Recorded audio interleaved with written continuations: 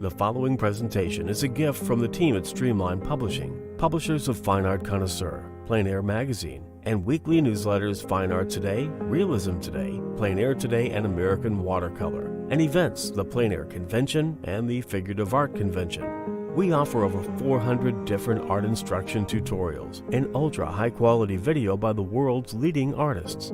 If you like what you see, help us support our artists and our team with your purchase. Each video aired has a special discount code for today only in the comments section with a link to the video offered.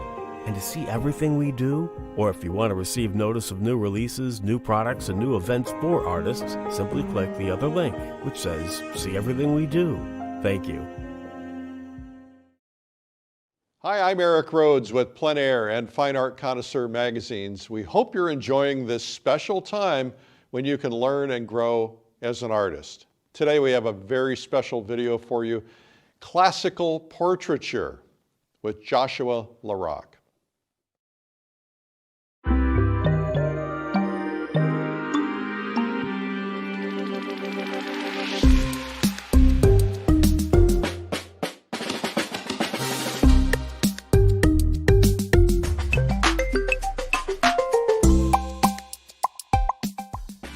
Well, hey you guys, welcome back. This is our second day in our multi-stage process of making a portrait painting. So what we've done is we did our drawing. I went ahead and I made a couple photocopies of that drawing, and I enlarged it to whatever size I thought might be nice. Usually I'm kind of sticking with like a 7.5 inch high head. That's just like 3/4, just under life size. Usually looks pretty good. But I did do two different sizes. So this is 7 inches. This one is 7.5, just so that I could kind of take it up to my canvas and get a sense of how big it was going to be on the canvas, how much space I've got around it, around the portrait. I do think that I'm probably going to go with the slightly smaller one, just for the sake of the composition. I do like the larger one though. But this is totally up to you, There's a bunch of different ways to do transferring, so I'm just going to show you one particular method. I used to do graphite transfers for years, so that would be exactly the same as what I'm going to show you here today, but using graphite on the back of the photocopy or the piece of tracing paper instead of oil paint. But first things first, we need to kind of figure out where we want this to be on the canvas. I think I'm going to do something like that. The other thing that's nice about this transferring process is it gives you a little bit of an option value. So you can kind of make some adjustments. You can tilt. I think what I'm doing here is I'm kind of tilting it just a little bit more. I was looking at the drawing overnight and sort of thinking, well, what would it be like if I kind of just put it over to the left on the canvas and give it a slight tilt? So maybe there's like a sense of movement to it rather than being quite so sort of vertically stacked. I have in the past before, if I wanted to kind of like change the orientation of the head on the shoulders, you actually could cut out the head from the photocopy and just sort of like play with it, almost as if it was like sort of Photoshop. You could do it in Photoshop if you wanted. So, there's all kinds of options that you have to be able to just sort of tweak the pose, tweak the expression and character. Some other ideas about composition. In general, with a portrait, it's nice to have, if you're imagining a midline, a vertical midline that's halfway between either side, if I'm imagining it being somewhere like right here, you don't want the chin to be too far off of that midline. Rules are always made to be broken, but I think that's just a decent rule of thumb. In this case, I'm kind of just thinking about positioning her a little bit more to the left side of the canvas than to the right. So there's going to be a little bit more empty space here than there is here. And I can kind of just take a brush and just do like a quick little measurement, so to see that they're almost equal. Maybe I'll just emphasize that a little bit more. Maybe that just gives it a little sense of that movement that I was talking about. So I can see that the middle of my canvas is lining up right with the corner of that near eye. kind of have a look at it here. Another thing is I've got the head higher up on the canvas rather than lower down, right? So part of that's so that I make sure that I have enough room here for the seam of the shirt to meet well within the bounds of the canvas. And I think that looks pretty interesting. Got just a little bit more of a tilt than I had yesterday, but it's still conceivable that she's sitting upright in a chair or standing or whatever. Okay. So I'm going to go ahead and leave that taped there. Now what we've got to do is prepare our transfer paper. Okay. You could put the oil right on the back of the photocopy or the graphite or whatever, but I'm going to actually use a piece of tracing paper that we'll put up underneath that. Okay. All right, this is any just sort of standard tracing paper. You could use a thin piece of computer paper if you want, but it is important that it's thin so that what we're going to be doing is drawing over this, and so you don't want the paper to be so thick that your pencil or your stylus isn't actually creating that mark. All right. All right, so we can get rid of this. Here's the old drawing. You can see. I've blown it up about 130%, something like that. You can set it aside. Okay. So, as far as materials go, I've got raw umber, just regular raw umber oil paint, and this is a medium called Oleo Res Gel. Basically, it's linseed oil with an alkyd resin mixed in there, and it's made into gel form. You could use really anything. We're just trying to get the paint to sort of slide on there. The alkyd actually hastens the drying time, though, and that's why I like it for this process. We're just looking for something to set up on the canvas relatively quickly. You could do this the day before. You could do this several days before. I'm going to be painting on this right away. So however you like to do that. I do have another medium. This is called transparent base. This is actually a very, very fast drying medium, which could be good for this application. So I might kind of mix that in a little bit here. I've also got my terps container here with GAM salts, just an odorless mineral spirits. I might be dipping in, adding that to the paint on the tracing paper here as I need to just sort of get it to flow out. I will say that this takes a little bit of practice. If you put too much solvent or too much of the mineral spirits in the mixture on the tracing paper here, it can have a trouble when you're putting it on the canvas of being just a little bit too messy, or if you put your hand on it, then it'll be a little bit messier. So it kind of takes a little bit of practice to figure out how much oil paint you want on here, how dry you want it. But what I like about this is I'm not introducing anything foreign to my painting, right? So it's all oil-based things rather than having graphite or charcoal or in the past I used to fix my drawing to the canvas with ink, and that I think can have some adverse effects with the longevity of your picture. Oil paint, as it dries, always gets a little bit more transparent, so it's possible that the ink could eventually show through. All right, so just got a few daubs of the French umber out here on the tracing paper, and I'm going to go ahead and just put a little bit of oleo gel, a little daub next to each of them, and I might do the same thing with this transparent base here. It's kind of dried off on me.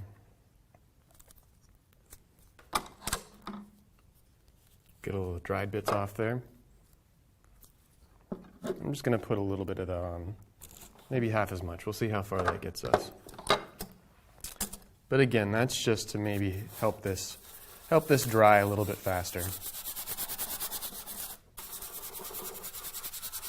So just an old kind of bristly brush here, sort of beat up, just to help me kind of move this around the canvas, the tracing paper.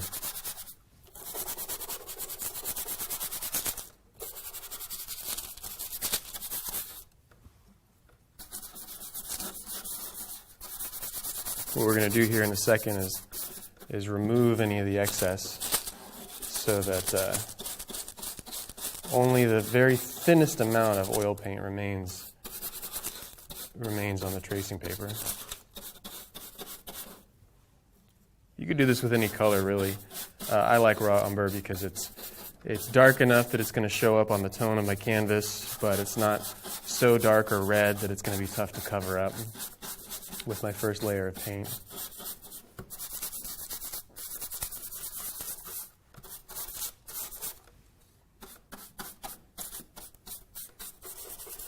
All right, so we kind of got our layer there. Let's take a fresh piece of paper towel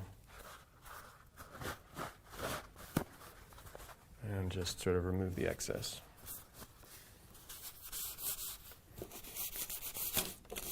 All right, so before I put this transfer paper up here, I was just looking at the picture from a distance, standing back, and I just felt like I wanted to make a slight adjustment to the composition by just moving this down a little bit. Maybe there's just, a little bit more space above the top of her head, and a little bit less here at the bottom. Not much, but I still like that tilt. All right, so here's what we're going to do. We're going to take the transfer paper. We're going to put the oil painted side facing the canvas, sandwiching it underneath the drawing, and then I can kind of just stick it here with the two pieces of tape that I've already got there. All right, now here I'm going to use my 4H pencil. It's just a harder pencil as opposed to the H. You could use either. I've used a ballpoint pen before. I've used a red ballpoint pen so that you can see the lines very clearly that you've already done.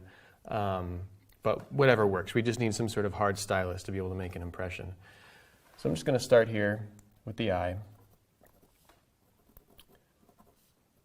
Really just looking to kind of do a very simple transferring the major structures of the portrait. We'll get a lot of the information back throughout the course of the underpainting, but we're going to be transferring better lines even if we're not transferring all of the detail, right? So by going through the process of the drawing yesterday, we've ended up with a better drawing, and we've connected with it better, and so we'll still have the drawing as a reference for us during the painting and all that. So it don't feel like it's a loss.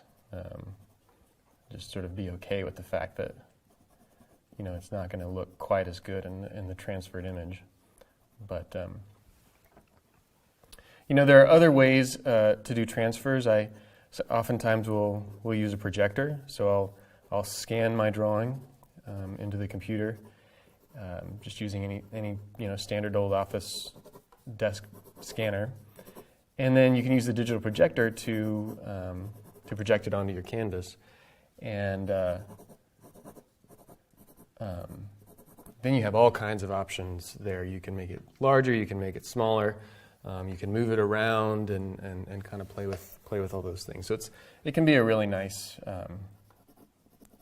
tool. So just coming over here to the other eye. I'm trying not to put too much pressure with my hand onto the drawing or the transfer paper, because I don't want to have any stray marks, or as little as I can in any way. Coming down here to the other eye, over to the eyelashes, doing the iris, corner of the eye here. And I'm picking and choosing. I'm not transferring these lines like the side of the nose, where it's very very much in the light. It's very high value. I don't want to have to try to cover up my transfer lines. It's good too at some point to just kind of like peek and sort of see how's the transfer looking. So we're doing good there. All right, so let's continue on down the side of the cheek. And I'm trying not to make decisions here, because I've made this, about 130% larger than the drawing. Then my lines are, slightly thicker than what they were in the drawing itself. So I don't want to make the decision here which line is correct or which edge of the line. I'm going to transfer the full thickness of that line, if that makes sense. So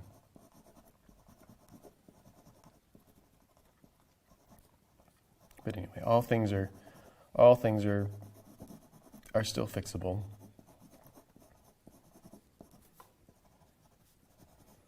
I think I used to, be a lot more stressed out about this kind of this part of the process, and worried that it was going to make or break my painting. And I think as I've gone on and had more experience and got more comfortable with underpainting, then I really realized that this is a very just low stress kind of thing. We've got all kinds of opportunities left and time left to correct mistakes, to make the drawing better, and all that. So just kind of coming around here, finding the edge of the contour of the hair. I'm not the hair. I'm even less worried about than other parts because, as I say, it's gonna get designed kind of throughout the painting process, and as I see, slightly different ways that the hair is falling, or some lock that just sort of catches my interest. Moving pretty quickly here. Maybe just an indication of the buttons.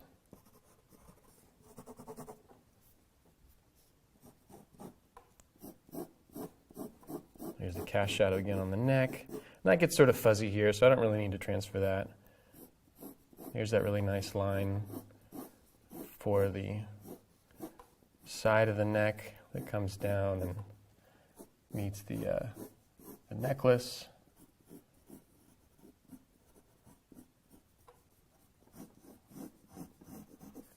All right, I think that was everything. So let's just take a second and double check.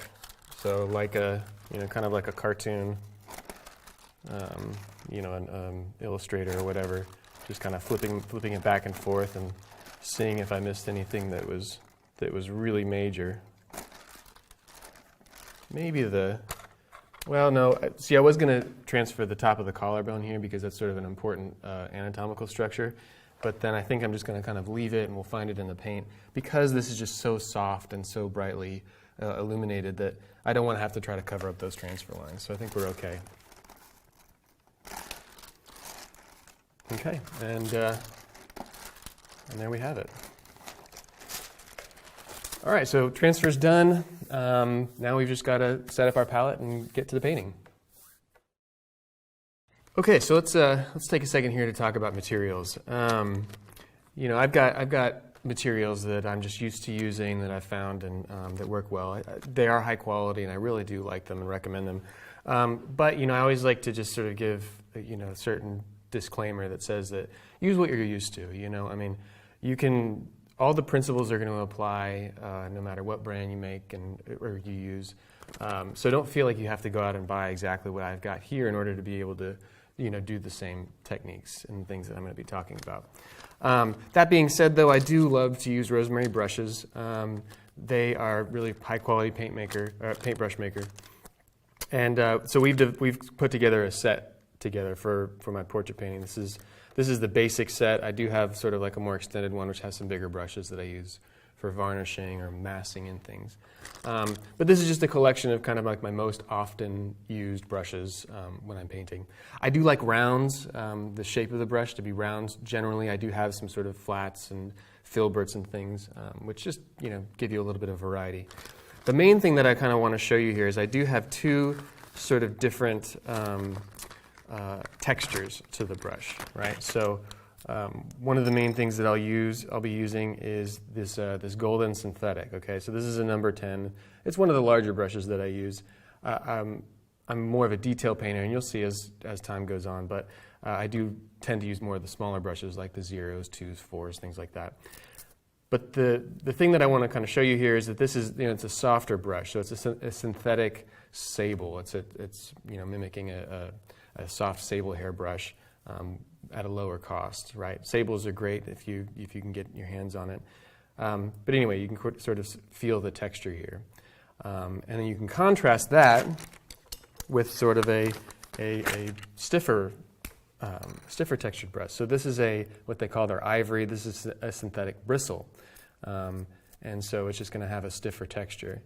Now, depending on how much paint you load into the brush, whether it's the stiffer brush versus the softer one, you can make different marks. So really it just gives you some variety. It gives you another tool in your belt to create the effect that you're after. If you've got a stiffer brush and you're just not getting the paint to lie down, well, then we'll get a softer brush out and load more paint in it, and that should allow it to stick to the canvas a little bit more easily. And so then I've got a variety of sizes down, like I said, to this is one of the smaller ones. This is a 0 synthetic golden brush. That's a round. I do have one of these, what they call an evergreen in there. This is a filbert. It's just kind of a nice, it's actually sort of somewhere in between in terms of texture. So it's a little softer than the ivories, a little bit stiffer than the synthetic sables, okay? So that's a really nice brush. I like that a lot. But so we're just looking for the right size brush for the form that we're working on. So smaller forms like eyes and the nose, I'm going to need a smaller brush. For larger forms like the forehead and the chest and things like that, especially the hair, I'll get a larger brush out. Okay, so that's the basic idea for brushes, and you can get this whole set on their website, Rosemary & Co. All right, let's move on to paints and setting up the palette. This is an Edge Pro Gear palette. I really think it's a versatile tool. I use this as my palette in my studio. It's set up on a tripod here, any old camera tripod, and I can change the angle, I can change the height, whether I'm sitting or standing. So it works out really well. I use this for plein air painting because you can attach your panel here to the front of the box, close it up like a laptop, and put it in a backpack. So it's pretty nice. I've got a canister here that has my Gamsol in it, and it's pretty cool. They've got a little magnet epoxied in the bottom, and so it sticks here to this metal tray, and that saved me a lot of trouble because I'm notorious for just knocking the Gamsol over and spilling it out all over my studio. This is a palette cup that we'll use later. We'll talk about mediums in subsequent days more in depth. But let's talk about the colors that I'm using and how I have it set up. All right, so the first and most important pigment that I use is lead white. Now, I use, whenever I can, the Rublev line of colors that's from a company called Natural Pigments. They just do a really good job of making high-quality paints. They hand grind them.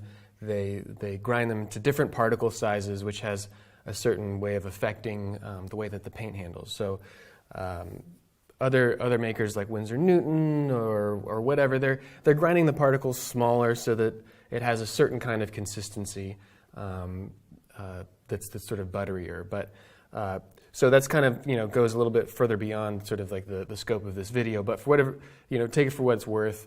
That they do a really nice job. Now, this is their lead white number 2. So it's lead white that's been ground in walnut oil as opposed to linseed oil, and so the walnut oil is just a little bit brighter than the linseed oil, which tends to be just a touch darker. But they're both great. So I like the lead white number 2. Now I have put this in a different tube. One of the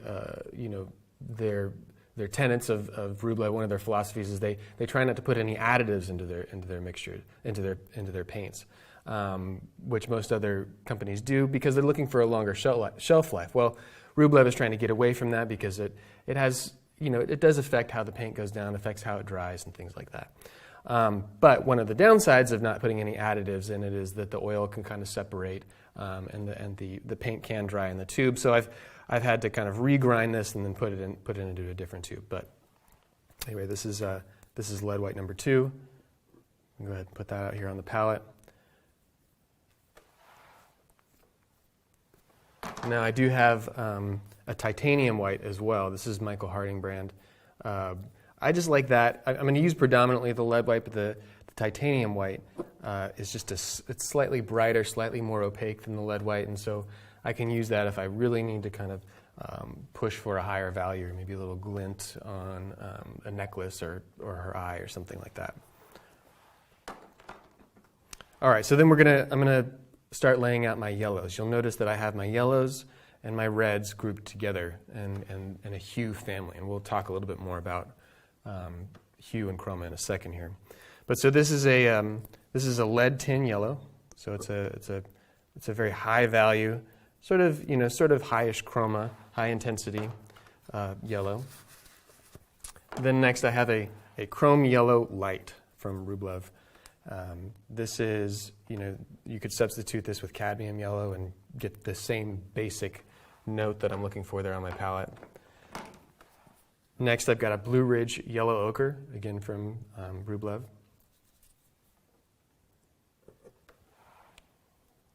And then I've got this is a transparent oxide yellow from Michael Harding. So it's an inherently transparent pigment based on how small they've ground the particles.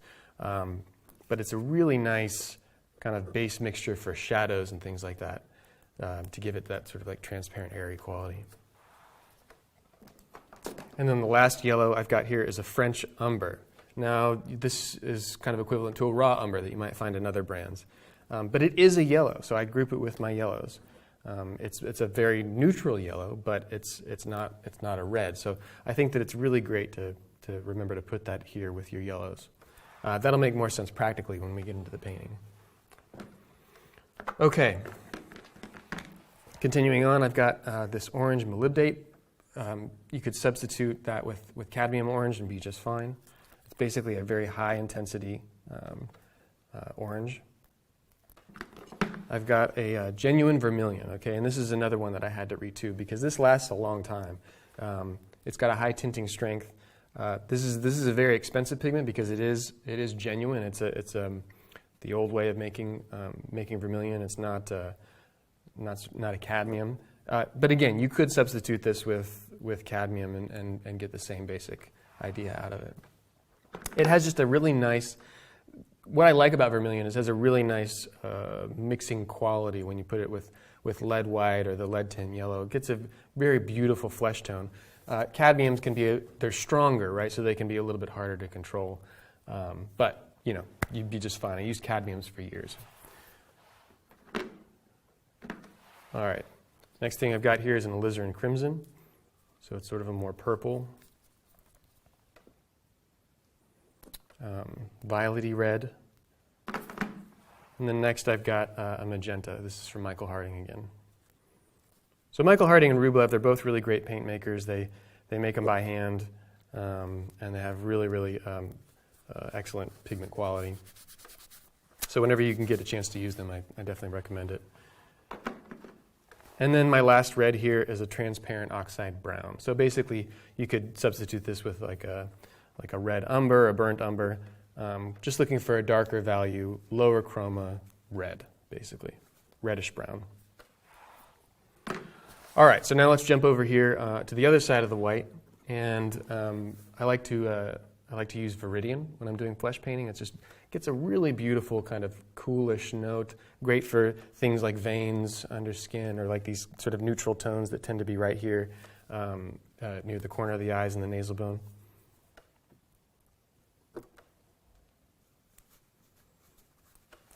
All right, and then I've got an ultramarine blue, so just a pretty standard, beautiful deep blue color.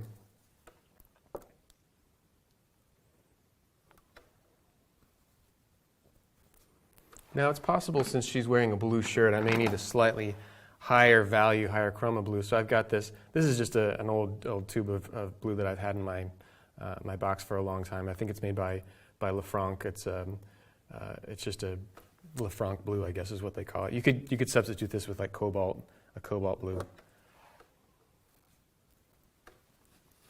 All right, and then I do like to have a cobalt violet dark. Again, this is by Michael Harding. This will just give us some ability to kind of mix sort of. It can neutralize the yellows. I can use it to make my reds tip a little bit more into the violet direction. So it's just nice to have it on a palette. Not absolutely necessary.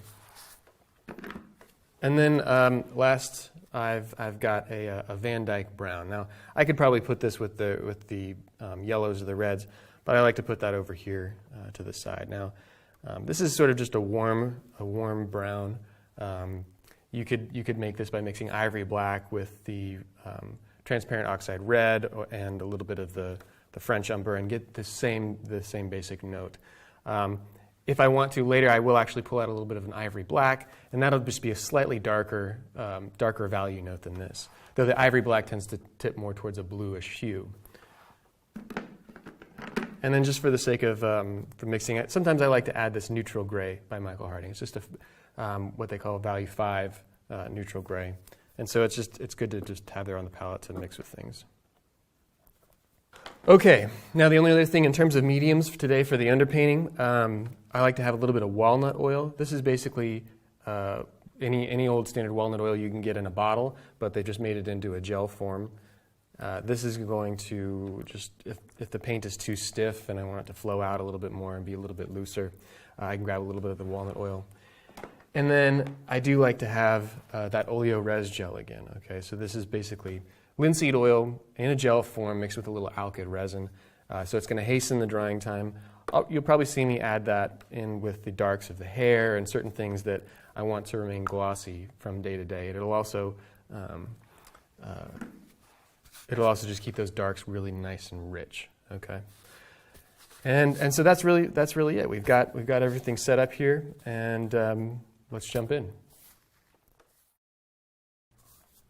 All right, a few other things before we get started. Let's talk about the canvas. All right, this is a lead primed Belgian linen that's got a very smooth texture, and it's actually been adhered to a panel. This is called an ACM panel, so it's aluminum composite, and this whole panel is made by a company called Artifacts, and this is called an all-in panel. So it's a really nice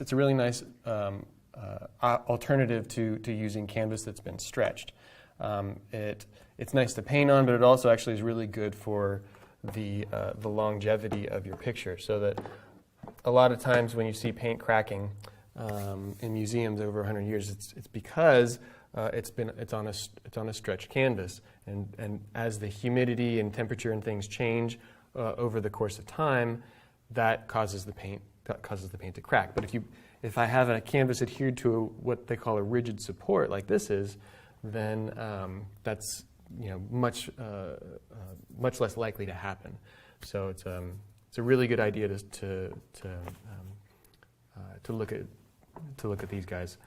Now what I've done here is I've toned the canvas to be sort of a neutral gray. That was just I did this several days, several weeks beforehand, where it's just that oleo res gel, a little bit of the Van Dyke brown, and some of the Gamsol, and I just took a paper towel, wiped it over the whole thing, let it dry. That's just to kind of kill the white, so that when I'm going to apply color, it doesn't distract my eye. You can definitely paint on a white ground if you like. I've seen people do dark red tones. It's all up to you. But that's what I've got here. I prefer the lighter. I prefer sort of a light neutral tone to the canvas. And then here I've got a maul stick that I'll be using. I'm going to use that to just sort of rest my hand as I'm trying to make my marks. All right, let's dive in. So what we took from yesterday is we understand how values work, right? That there's two different phenomena with light. That there's form light and there's highlight. So form light being how perpendicular are the planes to our light source, and the more perpendicular the plane is, then the brighter it is. Highlight has to do with my position in the room. It's the light actually ricocheting off of the surface of her flesh and entering my eye. Okay, so they're two different things, and they're in two different locations on the portrait. So let's kind of put highlight aside for a second, and let's just concentrate on form light. Now, if I take the forehead here, the plane that's most perpendicular to the light on the forehead is right here. Now, that's the highest value in terms of form light, and it's also going to be the most colorful, okay? So the more perpendicular the plane is, the higher the value is, the higher the chroma is, that's the intensity, and then the hue we have to determine is, it's either sort of a red-yellow, right? So we're introducing two more variables to our thought process here. We've got good drawing, we've got good values. Those are by far the most important. And now we need to talk about hue and chroma. So hue, very basically, is it red, yellow, green, blue, or violet? Chroma is how intense is that color relative to neutral, right? So these yellows that I have on my palette over here to the left, these are very high in chroma, right? So it's a very highly chromatic yellow, whereas the French umber is a low chroma, but still in the yellow family, okay? So then the orange molybdate or the cad orange and the vermilion, those are very high chroma colors, and then the transparent oxide brown is a low chroma red, right? So it's more neutral, and it's also darker in value. Okay, so here we're going to have, again, high value, high chroma, and now it's up to me to decide which hue it is. Flesh is always some sort of version of yellow-red. So I just kind of ask myself, is it more yellow or is it more red? I would say on the forehead, maybe it's just a touch more yellow than red. That doesn't mean it's only yellow, just maybe a little bit more yellow than red. And this is a sort of classical convention that foreheads tend to be a little yellower. The nose and eye region tend to be a bit more red. There's more capillaries in the cheeks and things. And then the kind of lower third, the mouth and chin, tend to be a little bit more neutral. You'll see that happen a little bit more, obviously, on portraits of men where you know, if they're shaved and you can see the stubble, that kind of increases the sort of neutrally grayish tones in that region. All right, well, let's just jump in with, got a little lead white. And my paint's a little bit stiff here, so I'm going to grab some of the walnut oil just to kind of loosen that up. So lead white for the high value. And then I'm going to just grab a little bit of that chrome yellow and maybe a touch of the orange. And let's go up here and just kind of test it out. So again, this is an underpainting.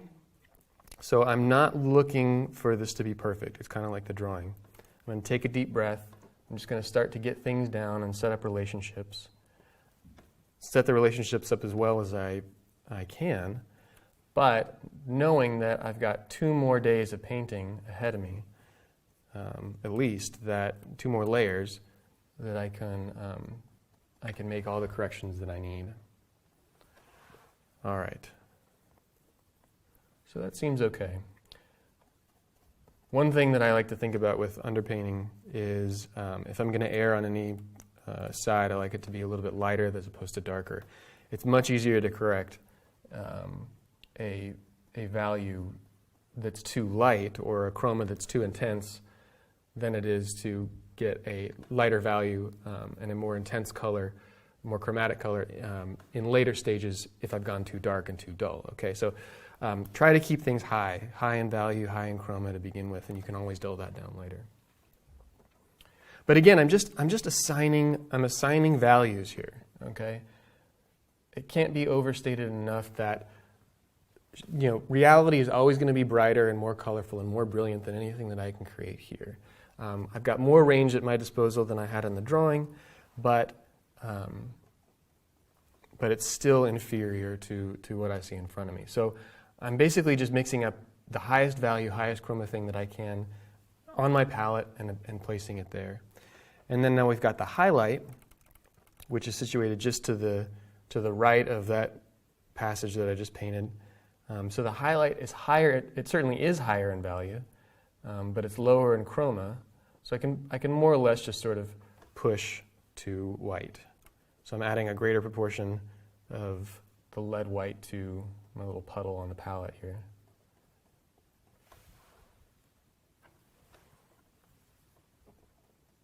So it's going to look funny for a little bit as we just sort of kind of lay things in and get a sense. Now, I probably do see a little bit more color up there than what I'm currently putting down, but I know that if I keep that light and maybe more toward the neutral side, then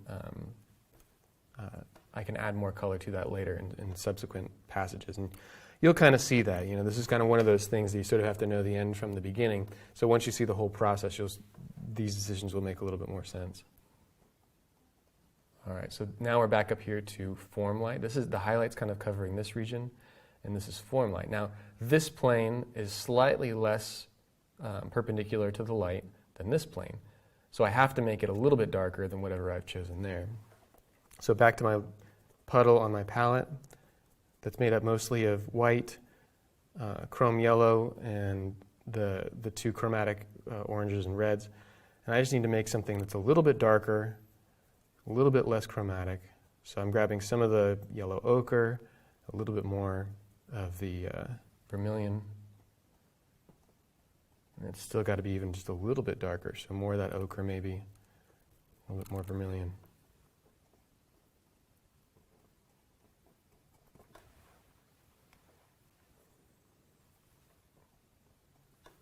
You might have noticed I've kind of got like an older beat up brush. I like to use those for the underpainting because I'm not really looking to make super precise marks, at least at this stage. Gives it sort of a nice softness to the kind of beat up older brushes.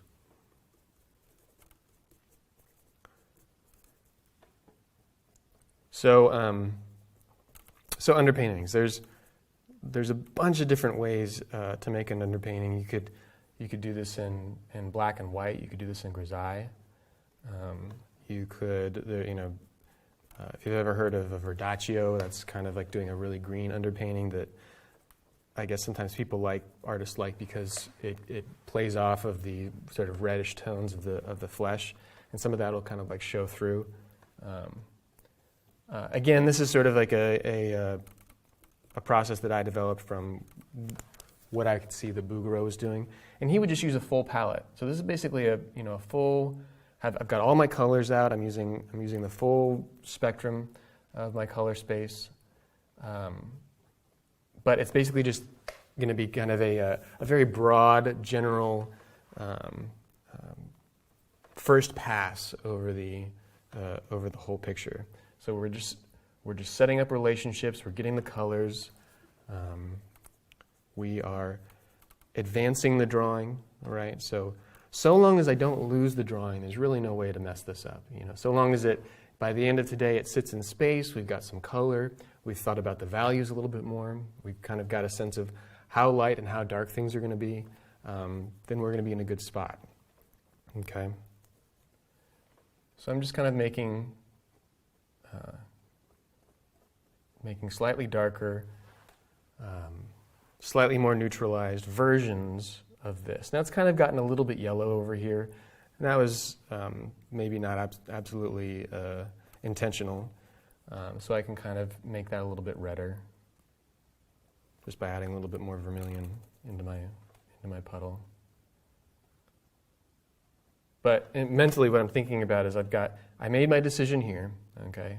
That's the most perpendicular plane. That tells me the most about the color of her forehead. And then every other decision, even the highlight, is sort of a derivative of that decision, right? So the highlight's basically just a brighter, more neutral version of that. And these planes over here are basically darker, more neutralized versions of that, still in the same basic hue family, okay? So I'm continuing on, adding a little bit more raw umber. Can probably be a little bit more aggressive with the darker values at this point. I kind of mentioned in the drawing that the closer we get to the terminator, right? So our shadow's over here. The closer we get to the terminator, the quicker the value drops. Okay, so the darker it gets. And so we've got this very broad wash of light, very high in value for a larger surface area. And the closer we get to the terminator, we find those darker notes, those darker tones. All right, so pretty rough. Doesn't really matter. Just getting something down. What I might do at this point is start to treat the hairline.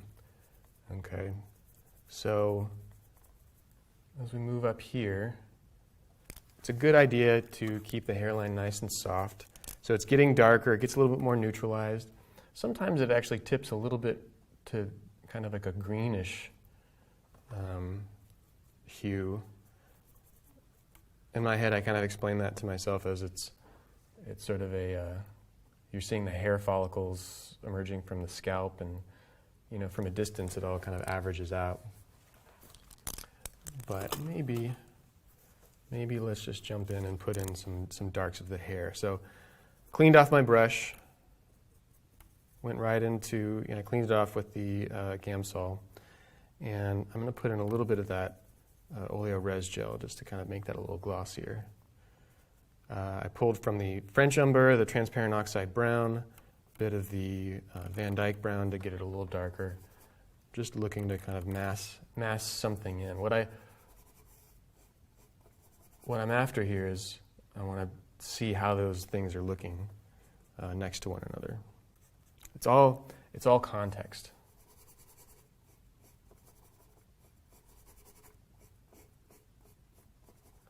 Okay, so there's no correct value. There's just good relationships, good value relationships, good color relationships. All right, so it's a brown, probably tips a little bit more yellower than red, but just kind of scrubbing this in.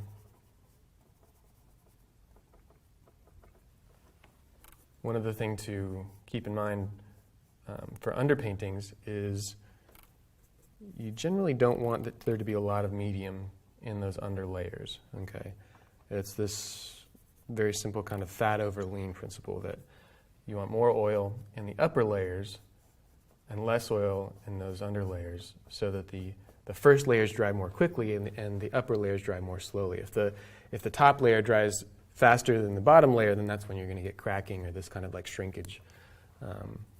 It almost kind of looks like blisters sometimes in a dried picture. So I've got very little medium, at least compared to what we're going to have going forward. As we move over here, the hair is a little bit lighter. So I was grabbing some of the yellow ochre, the transparent yellow, just kind of dropping that in.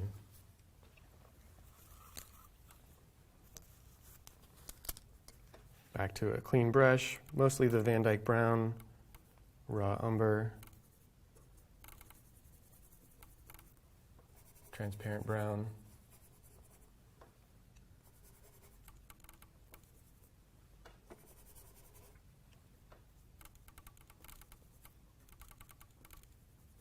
Just sort of dropping that in here.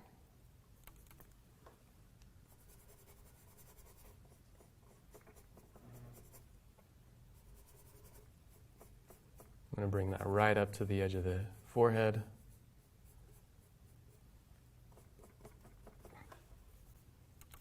I always think it's kind of funny where I'll start with the forehead or put the flesh mixture down, and then it looks dark as I'm putting it down, but then when I bring a darker value just up next to it, all of a sudden it looks so much lighter.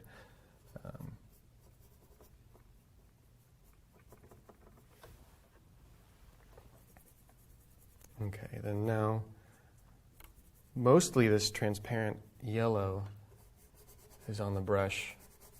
I'm just going to use that to kind of fill in this shadow. So it's sort of similar to what we were doing yesterday with flattening the shadows in graphite, just sort of laying something in. But I'm purposely trying to make it flat, right? I want to set this up to help the modeling in the lights. I'm not too worried about all the variety that's in the shadows. So again, that's just predominantly the transparent yellow. As it gets down here, it does get lighter in value, get a little bit more chromatic because of the reflected light. So I grabbed a greater proportion of the yellow ochre and kind of put that in there, but I don't know. This is just kind of massing something in. Doesn't need to be thought of as correct at this point. Okay. All right, so back to the back to the idea of kind of treating the hairline. I'm going to remix my sort of forehead starting value. So again, white, orange, cat orange, orange molybdate, the vermilion. It's too dark, so a little bit more white, a little bit more of that yellow.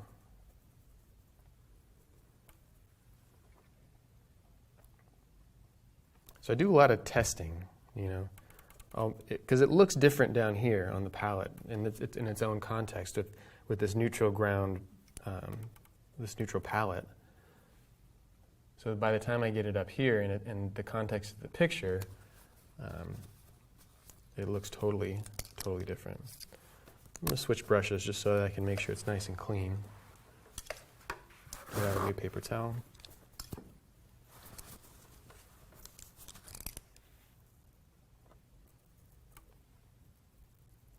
Grab some more of that white.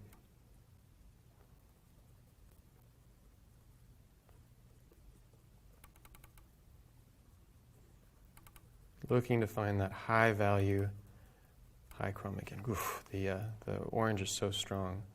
Maybe I'll add a little bit of the titanium in there. Again, that titanium is just a little bit more opaque, a little bit higher in value than the lead. And that's good and bad. I like the way that lead generally mixes with the other colors and creates just more subtle flesh tones. But I used titanium exclusively for years. I have in recent years learned that lead is actually better for archival purposes. It's more flexible as the paint film ages, so that theoretically, if all other things were the same, it would crack. Lead white would crack less than a titanium-based picture. But there's all kinds of variables to consider. Anyway, just laying some of that in. Now it's getting darker. The planes are getting darker as I move here toward the left contour. So just slightly, though, just slightly. So it's going to get a little darker, a little more neutral. I could neutralize that by just kind of grabbing some of that shadow puddle that I have left over on the palette. I could neutralize it and darken it by grabbing the perfect neutral 5 I have there.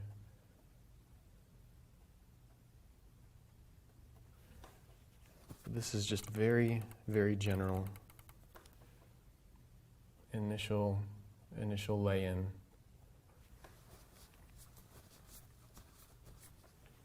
Okay, and so then now we're kind of ready to treat the hairline here. Really just sort of amounts to putting in an intermediate value between the hair and the forehead mixture. I got maybe a little too dark.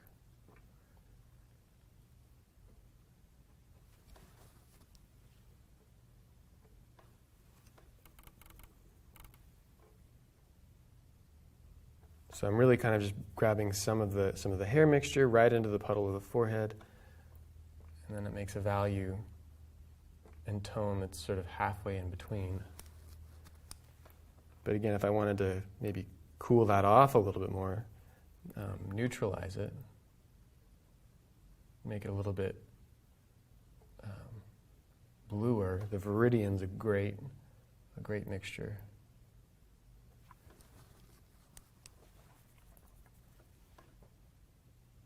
And then the hair, just as it emerges from the scalp, catches a little bit of highlight, so it's pretty neutral. Just grabbed a little of the neutral to kind of put right in there. I don't know.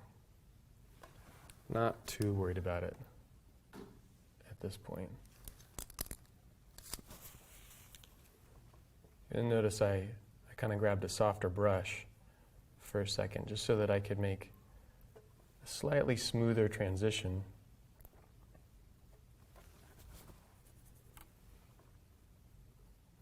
But now I'm back to sort of one of the stiffer brushes. Just looking at the shape of the forehead.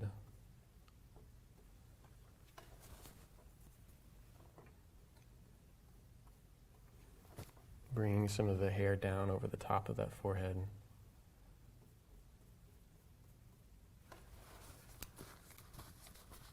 All right, and so now that I've surrounded that form, I can kind of see that these planes need to darken a little bit more.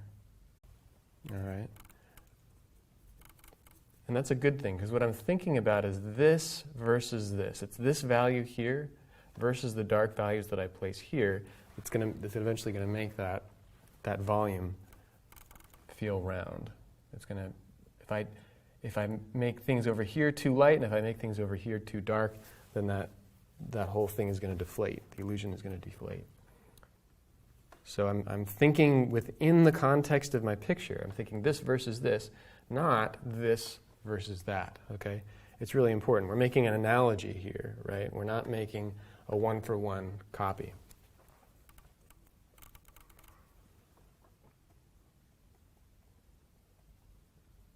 I'm going to keep trying to just say that again and again throughout this process, because it's a tough idea. It's like our default. We always just sort of default to wanting to match what we see, and just forgetting that you can't do that. That it's just impossible because it's limited, because we're limited by our palette.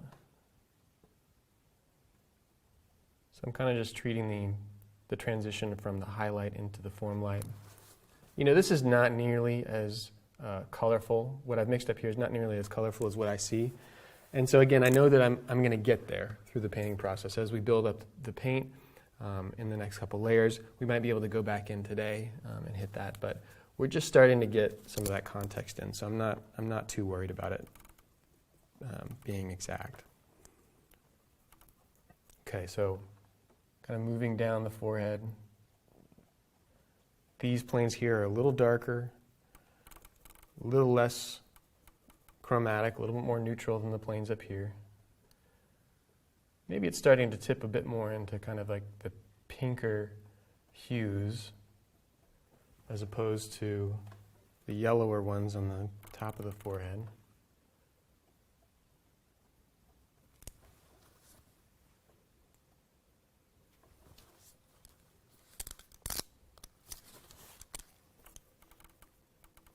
This value over here is kind of bugging me. It's a little bit too dark. Or I'm sorry, it's too light. I want to darken it.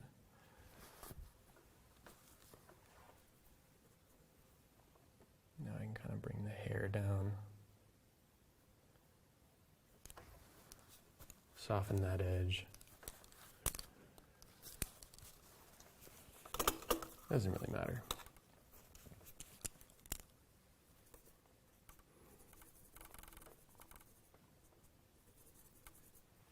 Just kind of taking a mental step back here and noticing that I had kind of left out the hair on the bun. So I'm just going to kind of scrub something in here. It's a little bit lighter in value, so the hair itself is actually a little lighter, but it also is catching some more highlight. So I just went into the yellow ochre, transparent yellow. And then as it turns away from the light over here, it gets darker and more neutral.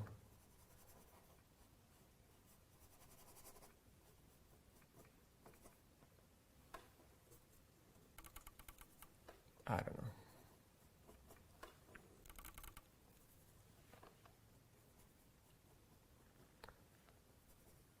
Keep saying that because it's, this is, really am just making guesses here at this point. I don't really know exactly where this is going to end up. I mean, they're educated guesses. They're not wildly off. I'm thinking about hue. I'm thinking about value.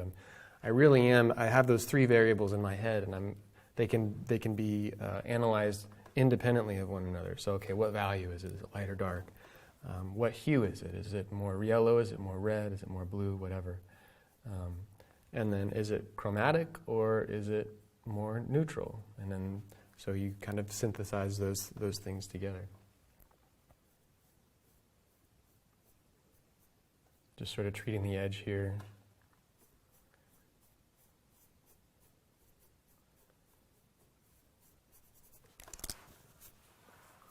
before too long, I'm probably actually going to scrub in a little bit of the light for the background, the white for the background, to help also with the just sort of contextual effect, I guess. All right. Thinking about jumping into the eye here on the near side. I'm just trying to decide if I have the right brush. Kind of just wanted I just want sort of a medium-sized brush here. This is one of those ivories, but I'm going to go right into mostly that transparent yellow. Look toward me just a little bit. Perfect.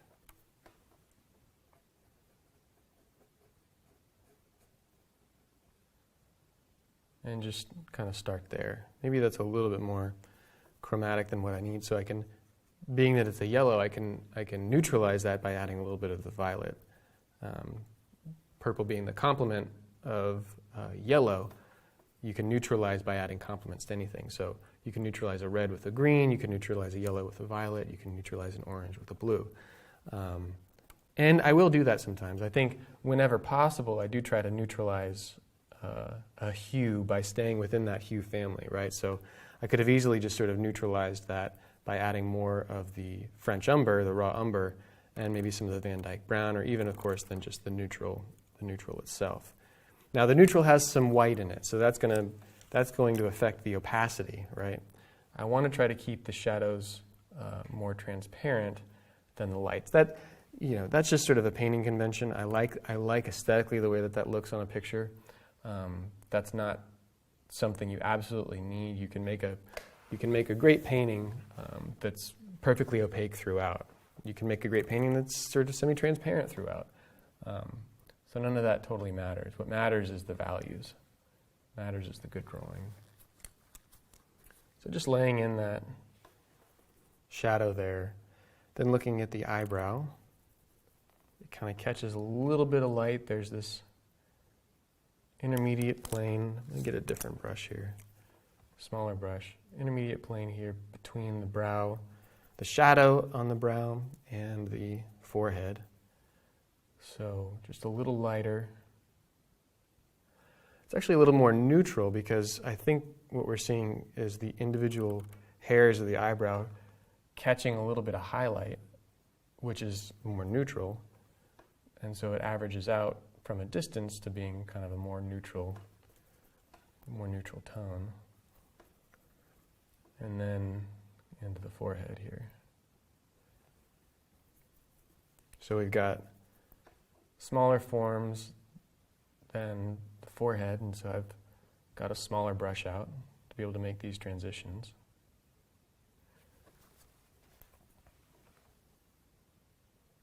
You can kind of see here I had already laid in a light, then I laid in my shadow, and so I can kind of now take a mixture that's somewhere in between, start at the shadow side and just sort of like hatch into it to start to create that gradation. Got to be careful with this and controlled. You don't want to be just blending. I want to be thinking as much as I can like a sculptor. Okay. So just continuing on here with the brow. I want to just lay this in. It's pretty dark. It's a little lighter than the shadow here on the eye socket, but it's still pretty dark. So, remember, we're compressing values all the time. We're compressing local contrasts, right? So I'm compressing this together in favor of that larger global context that we're going to be setting up. I can just kind of bring that down. This is mostly raw umber, or the French umber. Put a little of the violet in there, just neutralizes it a little more. When you're trying to mix up something that's pretty neutral, you can get there by many paths, So, in other words, you can get there by adding a whole bunch of different pigments together. If you're looking for something that's chromatic and high in value, you really only can start with the purity of the white and the really chromatic colors like the chrome yellow, the orange molybdate, and the vermilion. You've got to start there if you want to have something really, really intense.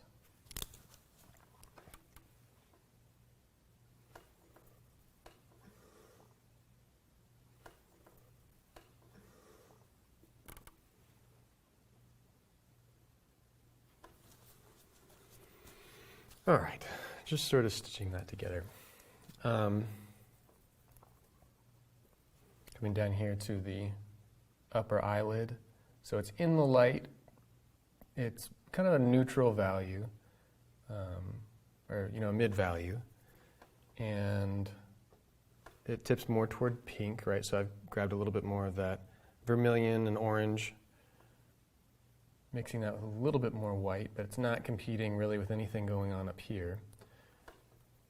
And then as that little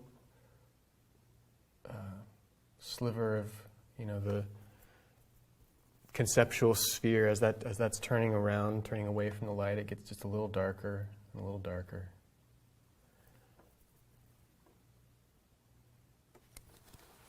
So I'm painting, I like to paint pretty systematically, so I'm moving along the form, from form to form. And especially when you're learning, I think that's really helpful, rather than kind of dancing around, because you're looking to make really subtle adjustments. And usually if you just put a stroke here and a stroke there, then it misses something. You're missing attaching to the volumes. And that's, again, the mental space that you've got to be in. You've got to be treating your painting like it's a sculpture. You're creating its own little world back behind the picture plane. Here I'm grabbing a bit more of that vermilion so that it's a little bit more apparent. I really like to sort of push those cooler, bluer notes sort of right in this region, near the tear duct and the nasal bone.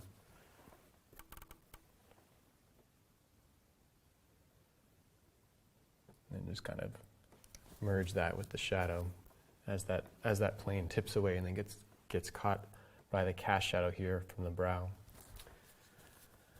All right, so we're sort of surrounding the eye. I might as well just sort of jump in there into the eye itself. And I like to just take the Van Dyke Brown, a little bit of the Oleo Res gel just to make it a touch darker and glossier. And I'm going to go ahead and just kind of drop in a dark for the pupil. So now we've really kind of completed the value scale. Things are going to get darker in subsequent passes and probably also a little bit lighter. But given the context of what I've set up today, I've gone from my lightest light, being the highlight that's on her forehead, now to the darkest dark, which is the pupil in her iris. And so it's the relationship of everything else between that's going to create our illusion. But that's just an assigning. Her pupil is darker than what I've got here. It's designed to absorb light, right? And so I can be pretty confident that if I choose a really dark note, then it's not going to be out of place or out of context. It makes sense, right? Now finding a little bit more color for the iris, sort of the yellower brown. So grabbing more of that transparent oxide yellow, a little bit of the yellow ochre, but it's getting lighter in value over here in this lower right kind of quadrant of the iris. That's where it's most perpendicular to the light, so that's where we see the brighter values and the most color.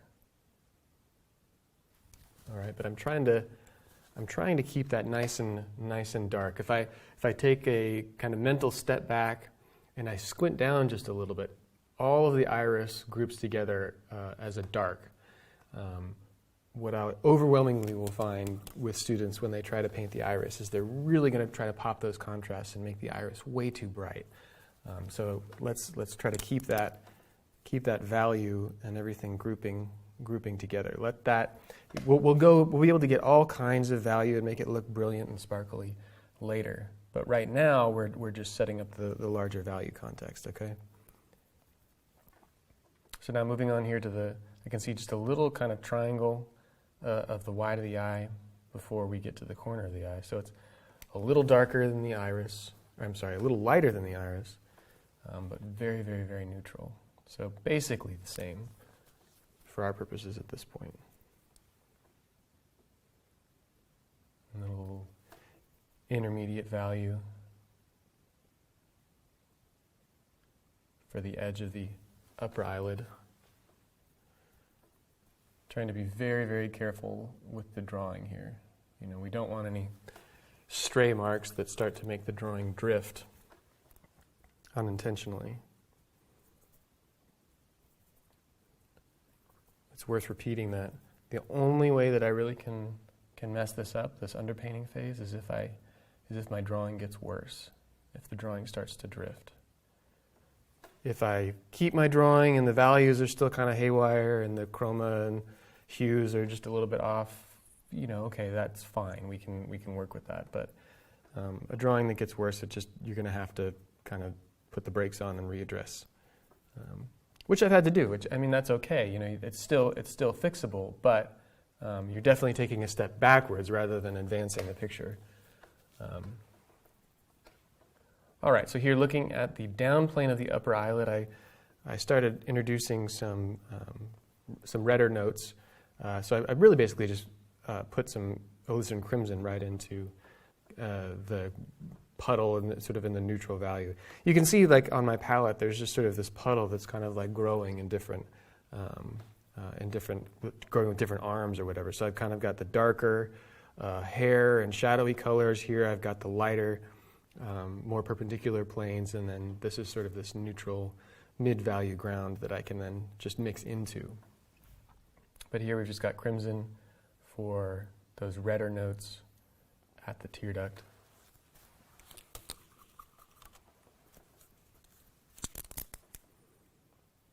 Palette organization is very important, though, to try to keep track of what you're doing. The messier your palette gets in general, kind of that's a symbol for what's going on inside your head. So if it gets messy, it's best to just kind of clean it off, start over, and refresh.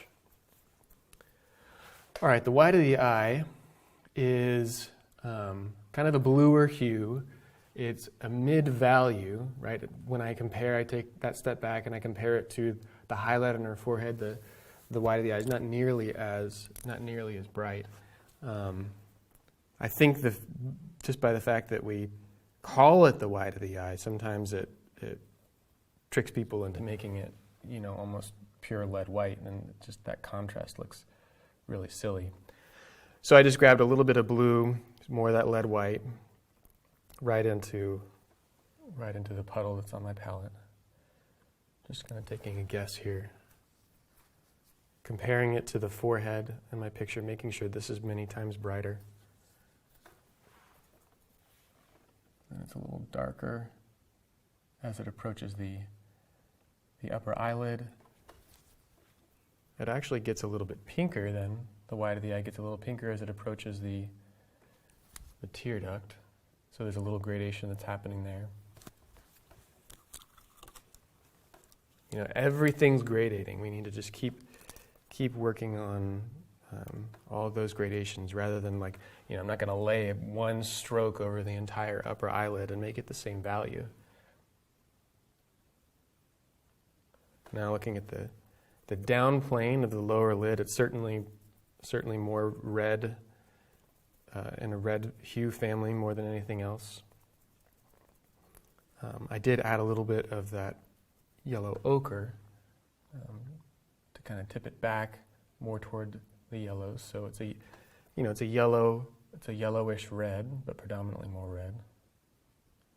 And then it gets a little darker, a little more neutral as we move toward the right and approaching the corner of the eye. I can kind of just maybe bring that up for the upward facing plane of the lower eyelid.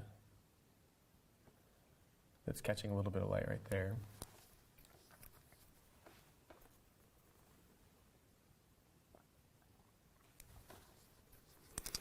Maybe I'll switch to a softer brush, and if I load it with, a decent amount of paint, it'll create a nice sharp point. What I want is a darker kind of reddish note here for the crevice shadow at the fold of the upper eyelid. And maybe make that a little darker. We kind of come around here.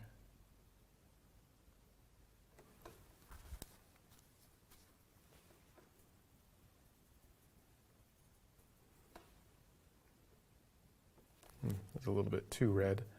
So I can neutralize that. I could grab some green and grab some of the Van Dyke brown.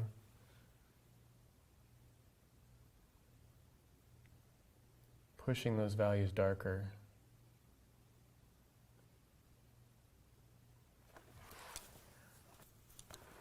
Still got my trusty mirror. Let's have a look here. All right. It's looking okay. We're doing the process. You got to trust the process and just move bit by bit. So let's move down to the cheek. Why not? Now, I generally like to paint light to dark. I know plenty of painters who will paint from dark to light. So whatever suits you. I think I find the lights to be more limiting, so that's the thing that I can compete with less relative to reality. So if I start there, then I kind of know how to key everything else relative to it.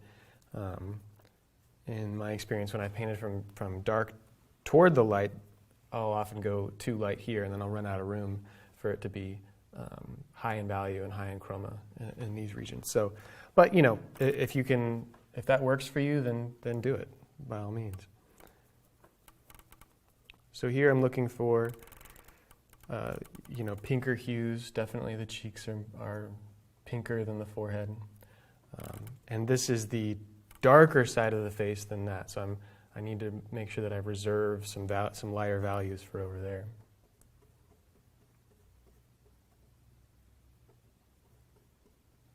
So this has just been white. I'm going to grab a little of the walnut oil to make that flow a little more, and vermilion, maybe a little bit more of the ochre.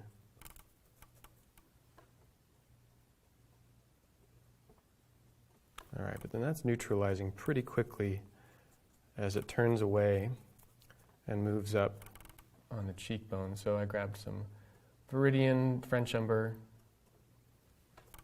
maybe a little bit more of the ochre.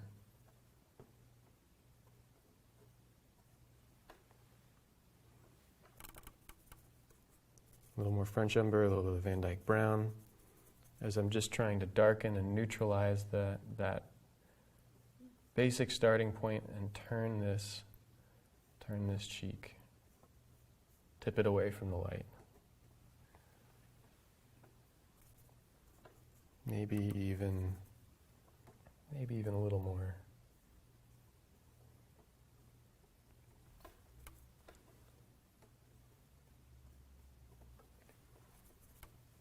So the paint facture here is still pretty thin. I can still see a good bit of the canvas peeking through in spots. So the painting will become more opaque tomorrow in that second pass.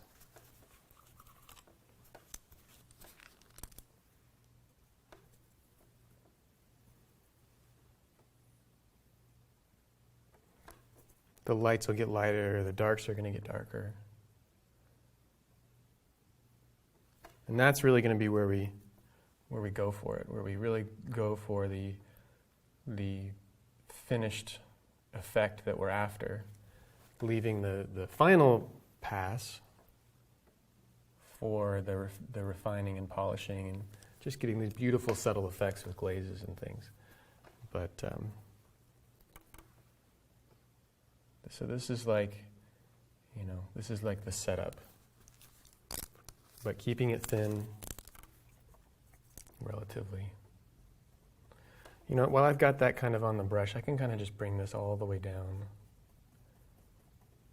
the length of the face. This is basically all the same plane relative to the light source, and so it's going to be basically the same value. There might be some hue shifts and things, but that's all extremely subtle, and a lot's going to change by the time we get to that level of subtlety. So I think it makes sense to just sort of bring that all the way down.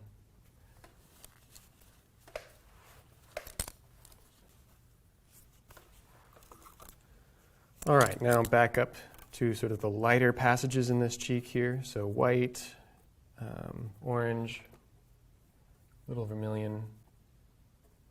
Maybe that's too colorful, so a bit more white to bring it up higher in value, and the white will also neutralize it.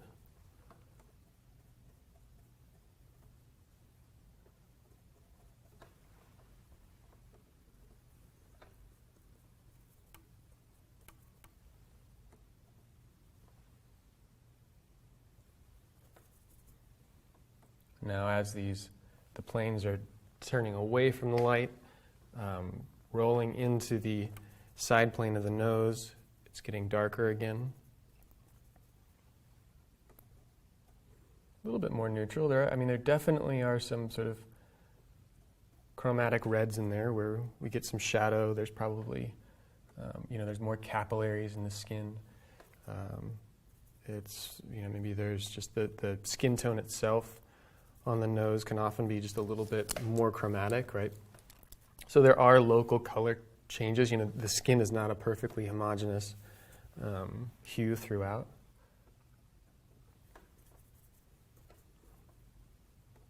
But I always like to try to explain things to myself. I'm trying to understand what I'm seeing, why would it be like that? Because it's so easy to get tricked. It's so easy to think you see something and it's not actually there. There's also this idea of simultaneous contrast. So it's this, our brain is interpreting the world, right? It's not as if it's this completely impartial machine that's just feeding us data. It's interpreting what we see, right?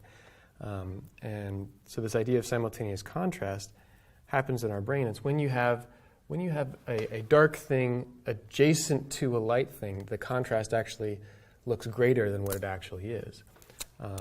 Or for instance, so like this nostril that's catching some light, it's surrounded by a whole bunch of dark things, dark shadows on the nose.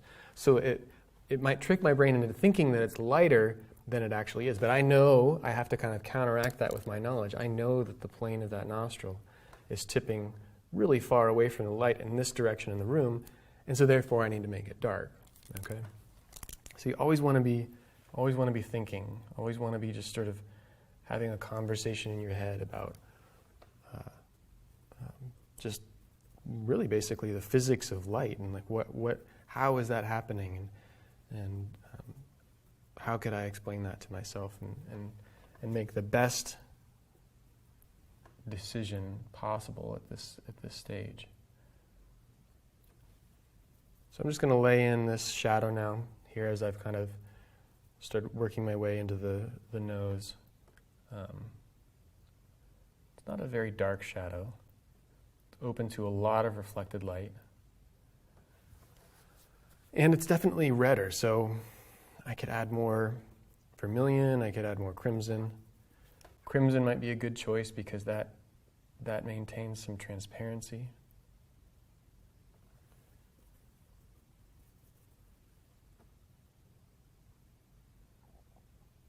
But again, I'm just going to go ahead and flatten all that out. It gets a little lighter, maybe a little bit more yellow as we move toward the left because there's more reflected light over here on this side to fill this shadow. So I can kind of set up a little gradation. I've basically just gone over the shadows of the nostrils themselves and in favor of just unifying that whole thing. So then again, let's just take quarter step up in value from the shadow and lay in the nostril.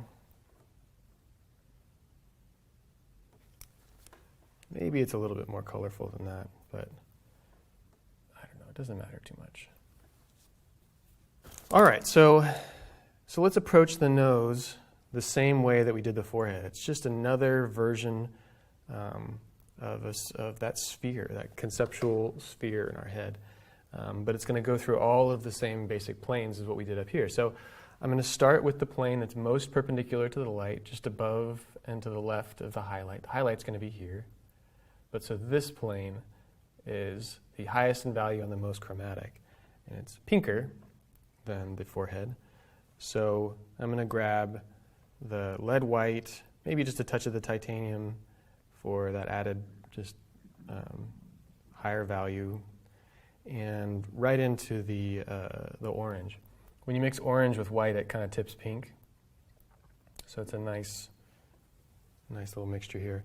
I'm going to grab a little bit more yellow just to sort of make that a little bit less pink.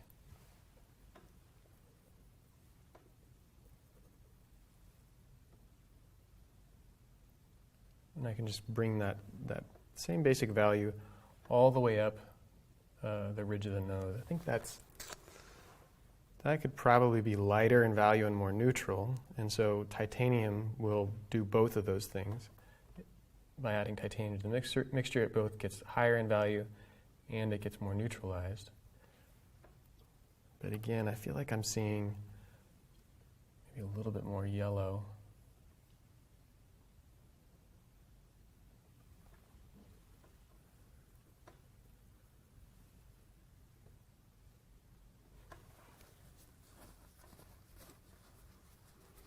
All right, now we've got the highlight just to the right of that, so I'm going to just go into lead white, a little walnut oil, just so that it flows a little more, and then kind of lay that on.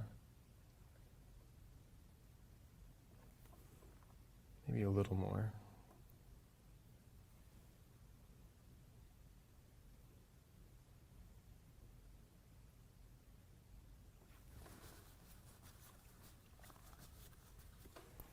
Okay, so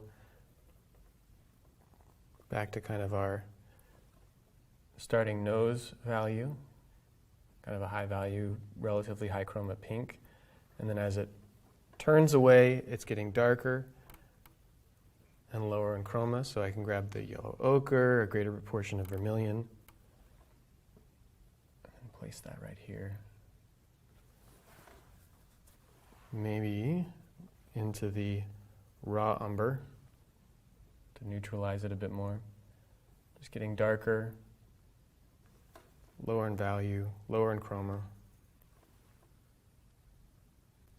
And then starts to merge with the shadow. So I'm going to go back to a smaller brush or brush that makes a finer point, because these planes, these transitions start to happen more quickly again right there near the terminator. So this is where most of the value change happens. So you see that arc from high value, high chroma, aiming toward the shadow, darker and more neutralized. If you go in this direction, then it's just the same. But the point is I'm aiming for this plane, right? Not the highlight, I'm aiming for this plane.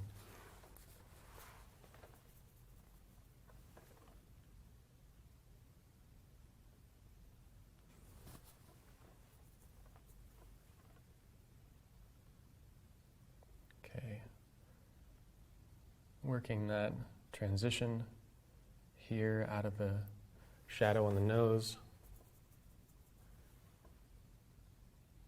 Just a little lighter here.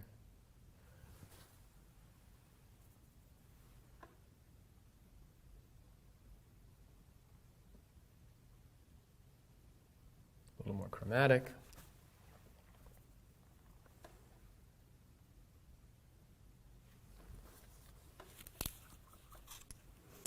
And so you can see how just very simply that relationship starts to create that illusion of volume.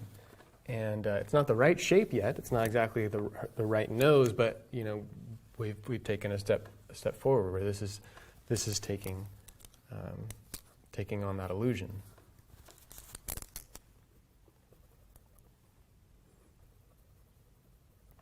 And now I'm just going to kind of bring those values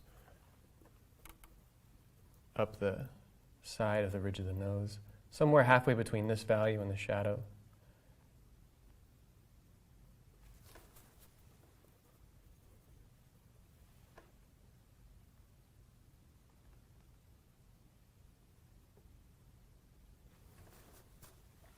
Maybe it could be a little bit brighter. It feels like the edge of the nose is kind of just sliced off there. I want to tip this back more toward the light. But see, I made that decision because I was experiencing like the volume, the shape of the nose that I had created, and I was comparing it versus the shape of her nose, the volume of her nose. I wasn't comparing the values, if that makes sense. Right? So the value that I'm placing here is because I've decided on this value because it's in between those two, and it results in a certain experience of volume, not because I'm saying, okay, what, this versus that on the nose. It's very, very important.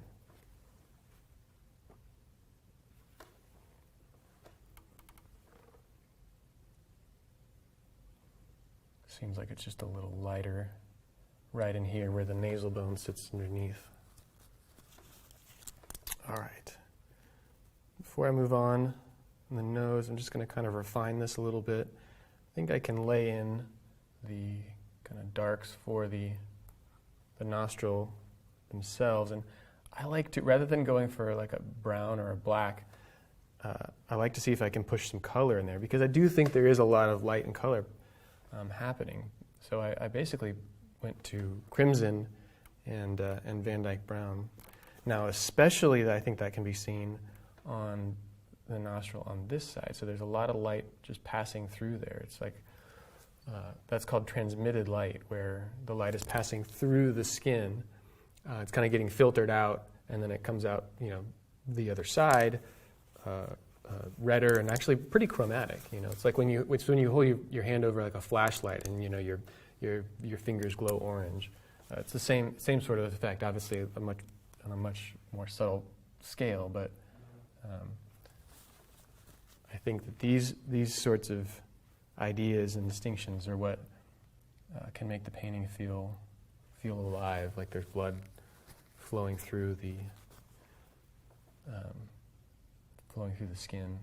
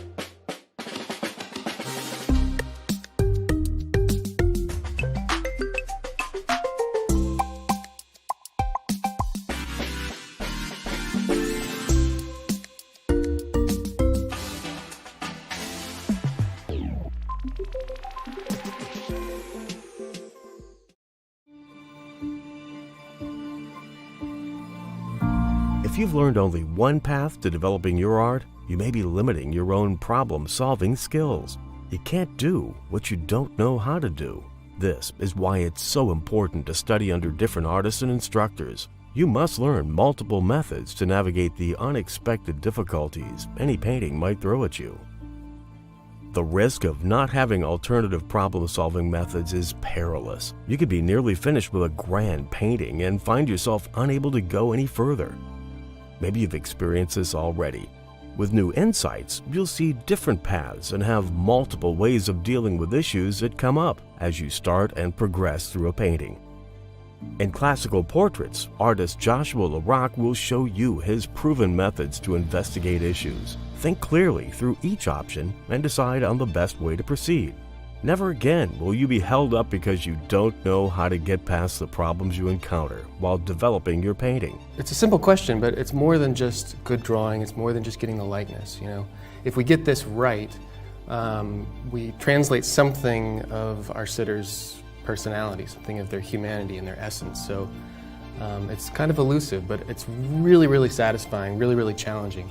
Josh is recognized as one of the preeminent figurative artists living today. His paintings are rooted in classical techniques, yet filtered through a contemporary sensibility. I'm really influenced by William Bouguereau. He's a 19th century French academic painter. And so what I'm going to be showing you here is more or less what I've gleaned from his processes. More than the method or the process or the materials, specific materials that I'm using, I want you guys to be able to take away some problem-solving tools that you can use in your studio to do self-learning and hopefully kind of dispel a lot of the confusion. He combines the best of age-old techniques with a positive, modern approach to his subject matter. Josh's tried-and-true solutions will be a new and refreshing approach as he encourages you, especially while you're learning to break things down into components rather than tackle everything at once. Now you have the opportunity to learn to achieve these great results for yourself. Available on both DVD and digital format to view on your computer, tablet, or smartphone. Order Classical Portraits with Joshua LaRock today.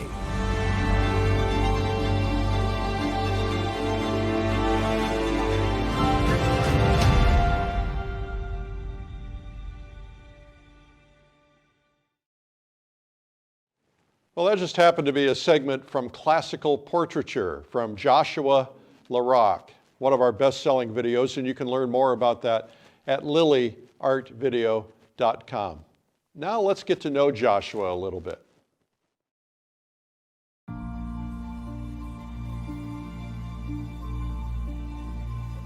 Hi, I'm Eric Rhodes, publisher of Fine Art Connoisseur, and welcome to Interviews with the Artist. Today I have Josh LaRock in the studio with us. Josh, welcome. Hi, thanks for having me.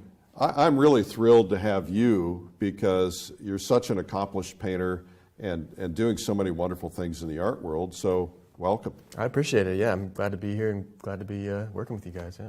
So how did this whole thing happen? You fell in love with art at a young age? What happened? You're a pretty young guy. Yeah, well, maybe I can't say that for too much longer, but yeah, no. I mean, my dad drew and painted as I was growing up. He was a hobbyist and things like that. So I had it around, and I kind of just thought it was something that was sort of normal. I think some of my earliest influences was Bob Ross. I would love to come home and watch him on the on PBS after school. But yeah, I don't think I really knew that this was like the passion of my life. That this was where I was going to take my career. For a long time. I was doing music for a long time in high school and college. And what kind of music? Well, I started off, I was a percussionist, and then I was a drummer, and then I picked up the guitar, and I thought I was going to go in a jazz direction for a little bit, and then I did music business once I kind of realized I wasn't going to be a performer. Now, why was that? Did you just feel you weren't talented enough? No, I don't know. I just don't think it was me. Yeah. I just don't think that was I was a performer at heart, that I wanted to spend that much time in the practice rooms or go on tour or things like that. Loved music, and that was why I had picked it up.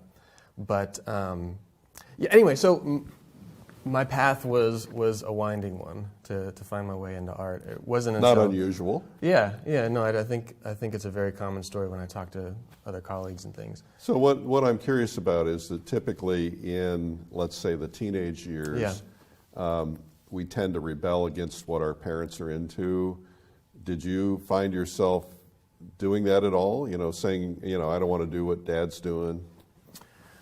I don't know if it was rebellious. I think I had it in my head that I was going to make sure I loved what I did with my life. You know, I think I saw a lot of people around me. I don't know if it was necessarily my parents or anything, but I just think that it was a common experience to find people who didn't love what they got to go do every day at work. And I didn't want to be that, you know. So I was trying to find something that I felt was meaningful, that I was passionate about, something that I felt like had a grand purpose for culture, whatever. You know, I tended to be pretty idealistic. So I don't know if I don't think it was rebellion so much that was driving me, but just sort of this, like, you know, bright-eyed idealism that I was chasing. So, yeah. So what happened then? You mean after music business? Yeah. So I was. You went to college for music business? I did, yeah. So I got my degree in music business. Where? University of Colorado. Okay.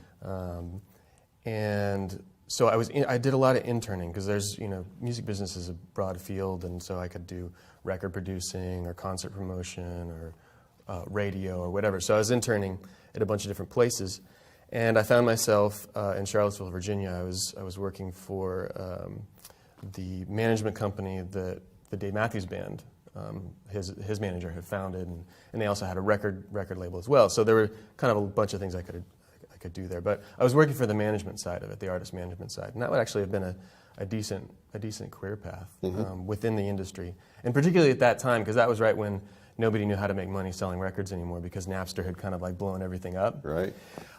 Anyway, so I was in Virginia, and I was just kind of getting this feeling that this isn't the thing that I'm passionate about. You know, going back to, is this going to be something that I'm going to be happy doing for the rest of my life?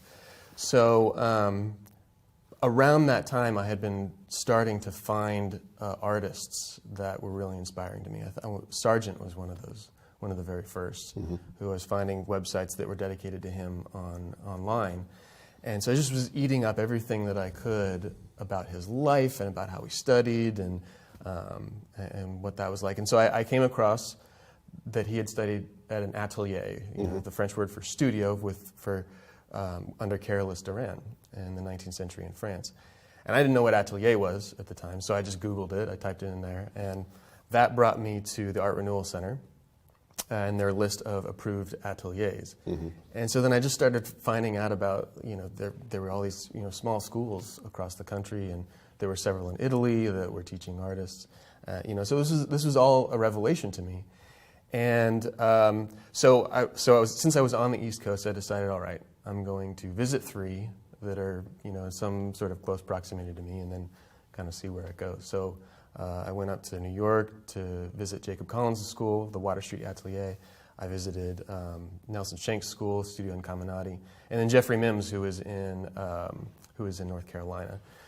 And New York is New York, so that kind of won me over. I'd been there a couple times before in college, and so I decided I'm just going to move there and see where it goes. You know, you probably don't realize how lucky you are. Oh, yeah. And what I mean by that is when we started Fine Art Connoisseur, there were maybe 3 ateliers in the world, maybe 4. And, of course, there was no internet. And people who wanted to learn to paint this kind of art, first off, didn't know anybody was doing it anymore. It didn't exist in the public eye. And what a typical art student would do is go to either an art school or to a college with an art program, and they didn't do this kind of art anymore. They weren't teaching figurative drawing anymore. They weren't teaching the classics. So your timing, I mean, even Art Renewal Center didn't exist, and so your timing was perfect in terms of coming in at this time when the perfect storm of the internet and Art Renewal Center and some ateliers starting. Of course, now there's so many more ateliers than there had been. Oh, it's growing like crazy. Yeah, it's wonderful. Yeah, it's really neat to see. I mean, just in the last 10 years I moved to New York in 2006. But you're right. I mean, I completely believe it, and I've talked to artists who are just, you know, half a generation ahead of me, and just the lack of resources and the ability to find their way into like-minded schools and situations and things. I mean, I had felt some of that, going to school. I had, in college, I did think about art at one point, but I walked into the art department, and I could just tell it wasn't technical. There wasn't going to be any technical kind of instruction. I don't think I knew what I wanted. I didn't know enough to know what I wanted. I just knew it wasn't that. But but you're right. I mean, so once I did find out about it, then there were resources and there were ways for me to get access to it. So you ended up going to school at Grand Central with Jacob Collins? Yeah, well, so that's what it became. When I showed up, he was still running a smaller Water Street, what was known as Water Street. Though it wasn't in Brooklyn, it was in 69th Street in Manhattan, in his personal studio. I was there at that time. I don't. Oh, right. You may have been there at the same time. Who knows? Yeah. There were a lot of students there. Yeah. So that was a really cool environment. But then he started the Grand Central Atelier shortly after I had arrived, and then eventually merged the two schools. So help everybody understand what that atelier experience is like. Yeah. Because I think that's important to understand the foundational principles of training. Okay. What did they put you through? Well, I mean, so it's all practical based study. So you show up, and the first year, at least at the time, was all drawing. So we started drawing in graphite on white paper from the plaster cast, and so this was just this beginning place to try to start figuring out how to draw accurately and how to create the illusion of 3 dimensions. Did they do any Barg drawings? Not at the time when I studied, but they do now. Yeah, I see. Right. So that's even like one step, prior to cast. So you're copying 2 dimensions to 2 dimensions in sort of a Barg situation, and trying to kind of learn through, osmosis, almost like the taste of these 19th century masters. For the people who are watching that might not know what Barg is, Sure. Would you explain that? Yeah, so Charles Barg, he studied with Jerome in the 19th century and was an amazing painter in his own right. But Jerome had this idea to put together this drawing course, basically, that was a series of lithographs that were themselves mostly cast drawings, right? So they were small drawings of eyes and noses and mouths and full busts of heads and things from the antique, so Greek and Roman statuary and things like that. And then there was part of the book is also figure drawing sketches and things like that. So the idea was that these lithographs could be reproduced, in the latter half of the 19th century and widely distributed, so that people had access to, good drawing and painting instruction. And so people are still using that now. They're rediscovering this. They put together a great book. I think it was Ackerman who put together the Barg book now that we have, which is a compilation of these plates. And so we can use these just as a way to learn how these artists are thinking, and how do I draw accurately? How do I get good proportion? Mm-hmm. So you though started out with cast drawing, Right. Which probably was pretty difficult as a first-time drawing experience. Yeah. It's not easy, and it's definitely a challenge to spend weeks on a drawing. Yeah. When you're not used to that that's idea. got to be the toughest thing, is developing the patience. Sure. Yeah, I mean, there's certainly one thing you need to be an artist, and that's patience, I think. Because so much of it's an art of subtlety, really, when it comes down to it. And so you've just got to take that time to observe and be able to, make these very minor adjustments. So I think that's what I learned with cast drawing. But you do a series of them. And so that was what was really helpful, I think, about the program of study, the curriculum, as loose a term as that. The curriculum is, I think maybe overselling it. It was this basic idea that you were going to just start simply, do one cast drawing, do just a mouth, right, of Michelangelo's David, do just the eye of Michelangelo's David. And then so you do a couple of them, and you'll do a slightly harder one the second time. You'll have gone through the whole process, you'll learn a little bit more, and then you'll get a little bit better at it. And then you would take what you learned in cast drawing and graphite, and then you would apply that to cast painting. So now you're trying to paint the cast, and but now you're grappling with handling your medium. But it's all in black and white. Now, are they giving you a lot of instruction along the way in terms of how to handle things, or are they letting you kind of discover it on your own? Well, I think now it's there's a lot more instruction at the Grand Central Atelier. There's a lot more consistent instruction, days per week. But yeah, I mean, at the time, Jacob would come by every now and again as he had time, because he was working as an artist. That was, I think, kind of like the main thing that was pretty unique about that situation, is being able to see him do his own work in that environment. But then he had former students come in, and they would teach us and give us feedback and paint on the painting and show us how to do it a little better. But slowly over the time, you just it starts to click. Right. Yeah. Right. So the importance of this foundation of drawing, though, is absolutely critical. And the tendency for people is to want to kind of fast forward to the meat and potatoes right away. What is your best argument for really taking the time and learning the drawing? There's just no way around it. I mean, I think I say that every time I give a workshop. Most of the time, I think people are coming to the workshops. They're interested in figuring out how I'm using glazing and scumbling techniques. They have all these questions about the mediums that I'm using and the particular colors on the palette. And I always say that, I mean, the magic is not there. The magic is not in those mediums. It's everybody, across the board needs help with drawing, and particularly when it comes to portrait painting. I mean, it's paramount with landscape, still life, any of the disciplines or genres, but particularly with a portrait, you've got to draw accurately in order to be able to get expression and likeness, because you can make it look like a person vaguely, but getting it to look like that person and getting it to have some sort of their essence and their personality might go beyond drawing. Like there's something more than drawing, but not less. Does that make sense? You know what I mean? So you're not going to be able to get that if you haven't drawn accuratally. So. I think that you're right. This idea of mediums and art materials and brushes, I equate it to buying better golf clubs is going to make you a better golfer. It has nothing to do with it. I mean, maybe there's going to be a subtle difference between product A and product B, but it really is about that foundational learning. For sure. Yeah. I always like to quote Ingres, the 19th century French painter again, and he would say that painting is 90% drawing. It's all there but the color, and I just think that's so true, and people really need to try to take that to heart. So you go from your drawing into painting, and then what happened next? Are you talking about in the school? In the studying?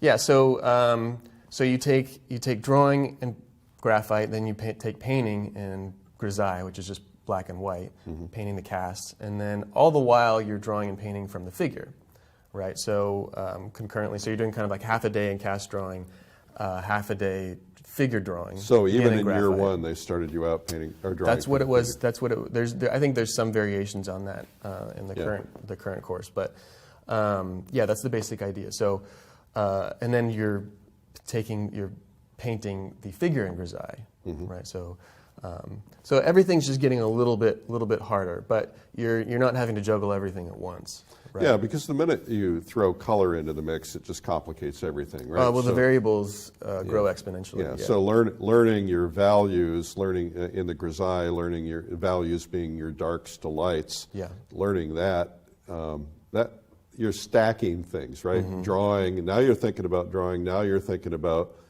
dark to light, about values and shadow, and you're doing that, I guess, in drawing too. And then what was the next step? So then once you felt proficient at that, then you would paint in full color. So the last year-ish of my studies was just doing 2 a day, where in the morning you're you're painting in full color from the figure, and in the afternoon you're painting in full color from the figure. And these were still long poses, so these were about 4-week poses, and so you do 2 each month, and so then it was just trying to put everything together, and at some point, how do you start making works of art? They're figure studies, you know what I mean? They're academic figure studies, but how do you then start to transcend that? And there were some workshops along the way where we did still lives, so that's a little bit more about how do I make a picture, Well, that's always the difficult part is that transition point. It is, I was reading Ives Gammell last night, and Gammell talks about that you have to get to the point where that technology is second nature, the technology of painting so that you can express yourself Right. by knowing what to do. Right. But then how do you learn how to make it a picture or to express the emotions of the person you're painting?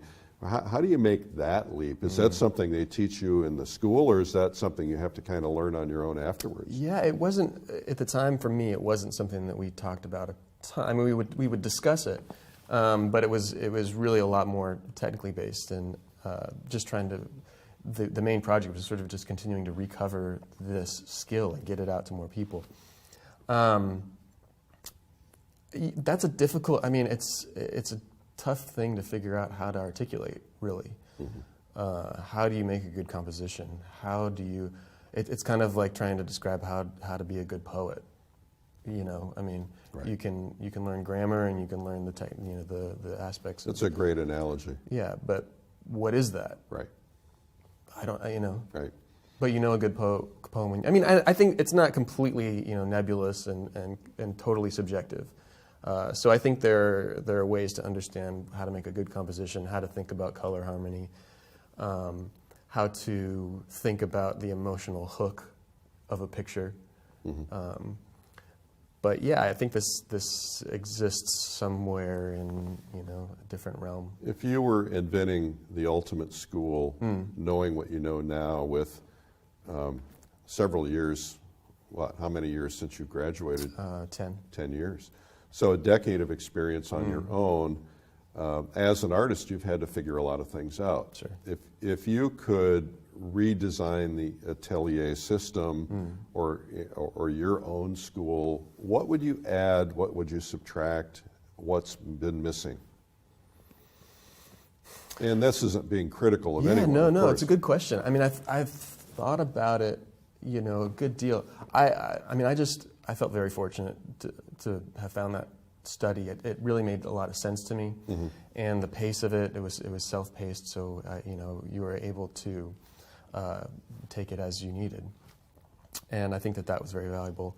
I do think that there's kind of this need now, maybe for more of like a postgraduate sort of thing, where so you take what's essential out of the technical side of things, it's just how do you draw and paint well. But then how does somebody learn how to be an artist? So if they could be in a working studio, in a working artist studio, and learning aspects of the business, how do you make a living at this? How do you juggle all the hats that you have to put on?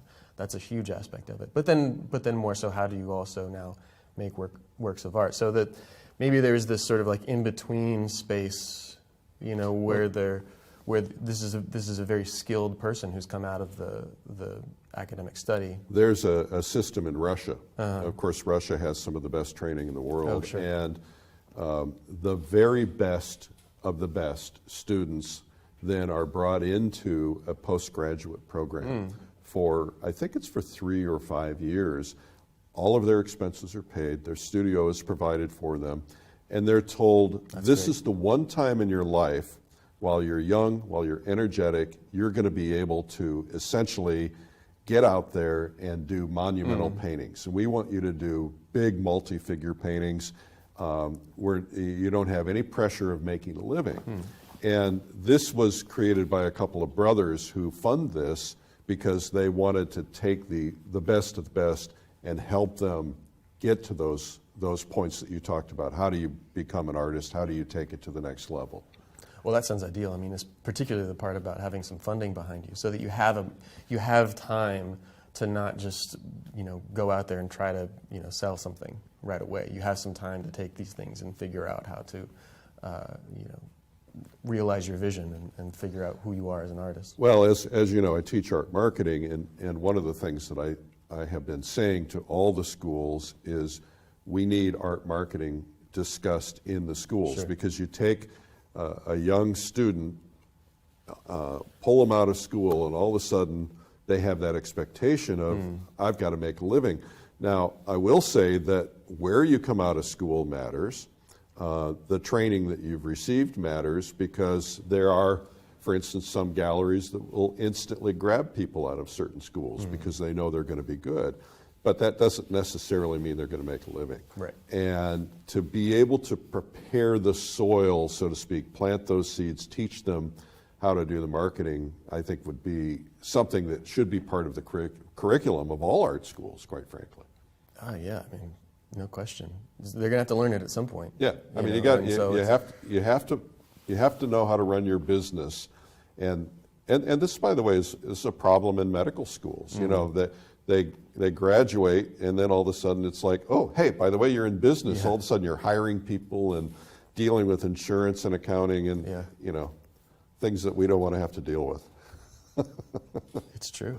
Yeah, I mean, what's your best idea for getting those and getting some sort of curriculum into those programs? Do you have? Probably the best idea would just be recording something and make it an online program that they all have access to, because for them the cost of trying to put that into their curriculums, especially, you know, you've got 100 schools around the country or around the world now. I think, you know, to be able to have some kind of a place that they can just go to and get that probably makes the most sense. Makes sense to me. There's an idea. So maybe something that'll get done one day. Yeah. You know, there's a lot of ideas out there. So you graduated from Jacobs School. Right. And now you find yourself out there. What happens next? Well, for me, I was fortunate enough to start teaching there shortly after I had left, and I actually think I kind of felt like that was an extension of my own studies, because as soon as you have to teach something, you find out what you know and what you don't. Right. Because you're trying to verbalize it in a way that, you know, has to be coherent. You become a better artist when you teach. Yeah, definitely. So I would certainly recommend that to anybody who's coming out of school. You know, teach as soon as you can. There's somebody out there who knows less than you do, and so that was really helpful to me. That helped, obviously, with financially, just to sort of kind of bridge the gap as I was coming out of school. And you know, of course, I was young. I could live cheaply and kind of just make that work for a while. So living cheaply in New York isn't easy. Well, as cheap as you can. Yeah, you know. So then it's just a matter of trying to figure out what is it I'm going to paint now. You know, and that was what that time was for me. I think I was always really dedicated to figurative work, and I again just sort of stumbled my way into portraiture, which is good, which is great. I didn't necessarily set out to be a portrait artist, though. I think I was good at getting likenesses, and I had a particular sort of affinity for detail, and that found an audience. But portraiture's always been one of the pillars of, you know, any of artists' careers throughout history. Well, in a lot of ways, that put Sargent on the map. I mean, Sargent was doing all the socialites in around the world. It was a lot of Americans, and these, of course, ended up in great collections and great museums. So it benefited him a lot. So you're doing a lot of commission work now. I am, yeah. So what's that world like? Well, it's good. I mean, it's incredible how many different people I've been able to meet just through painting portraits, and all different kinds of walks of life and occupations in different parts of the world. I was doing a lot of portrait commissions in China for a while there, and that was never something I expected that I was going to be doing. But I experienced a completely different part of the world and completely different culture, and you know, it's different ideals of beauty, and learning things. So how do you deal with that? Because the ideals of beauty in China are going to be different than what we would have here. Do you have to study that? Do you have to ask a lot of questions? Because what you like and what they like might be completely different. Well, sure. It was kind of trial by fire, honestly. I mean, I just started doing them. And then you'd send photos for approval, and they'd say certain things, but they were just things that I didn't expect. Just about, you know, had something to do with like the shape of their face, or the, you know, that are different than what we would assume, you know, in terms of like how people are photoshopping their photos. It's just different there than it is here. But so I just started to learn that and pick it up, and then I would make the changes before they told me to, and the sort of, the latter ones. But yeah, so portrait painting is an interesting, it's an interesting world, and I'm happy to do it. I think certainly a lot of it depends on your client and what their expectations are, and so learning how to deal with clients. I mean, just get along with them and understand what they're. You're doing, from what you've told me, you're doing some pretty prominent people around the world, and they're finding you, and it's resulting in some beautiful portraiture. Thanks. Yeah. Well, I'm certainly giving it a shot, and the goal obviously is to make these not just portraits but also works of art. Right. Which is what Sargent accomplished. And I think that's a huge difference, because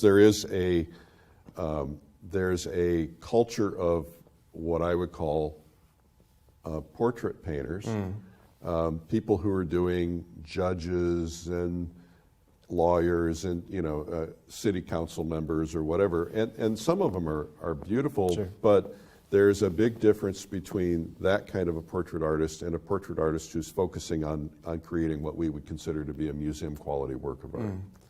And it's a very subtle difference. Right, yeah, I mean, again, it's an art of subtlety. It's your choices that you're making in terms of the pose, background, colors. Some of it has to do with the technique, I think, certainly, but yeah, it's what is that? I don't know. I think I try to put my finger on that all the time, but I don't know exactly what it is. So anyway. Well, we have a conference called the Figurative Art Convention and Expo.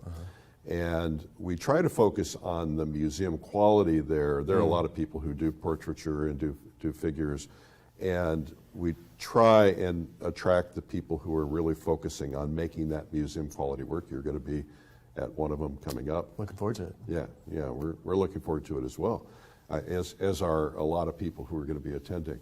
So you have other dreams, though, of things that you'd like to accomplish. You love doing commissioned work. What are some of those other dreams? What do you see yourself doing down the road when you're able? Sure. Yeah. I mean, I love telling stories. I think that's the medium of painting. That's really what spans the test of time. And it doesn't mean that there needs to be some elaborate story, but just something that's emotional, something that is obviously very beautiful and timeless. So, I mean, that's the sort of broadest way to sort of describe it. But I think I want to do more multi-figurative things. I'd love to do larger format things that the paintings that when I walk into museums that I'm just blown away by. Your Van Dycks or Rubens or whatever.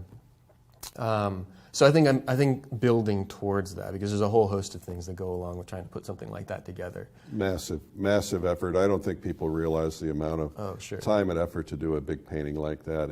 Everything in terms of time is amplified. Sure. Getting the figures, even stretching the canvas. I mean, everything is. It's incredibly difficult. The costs, model costs.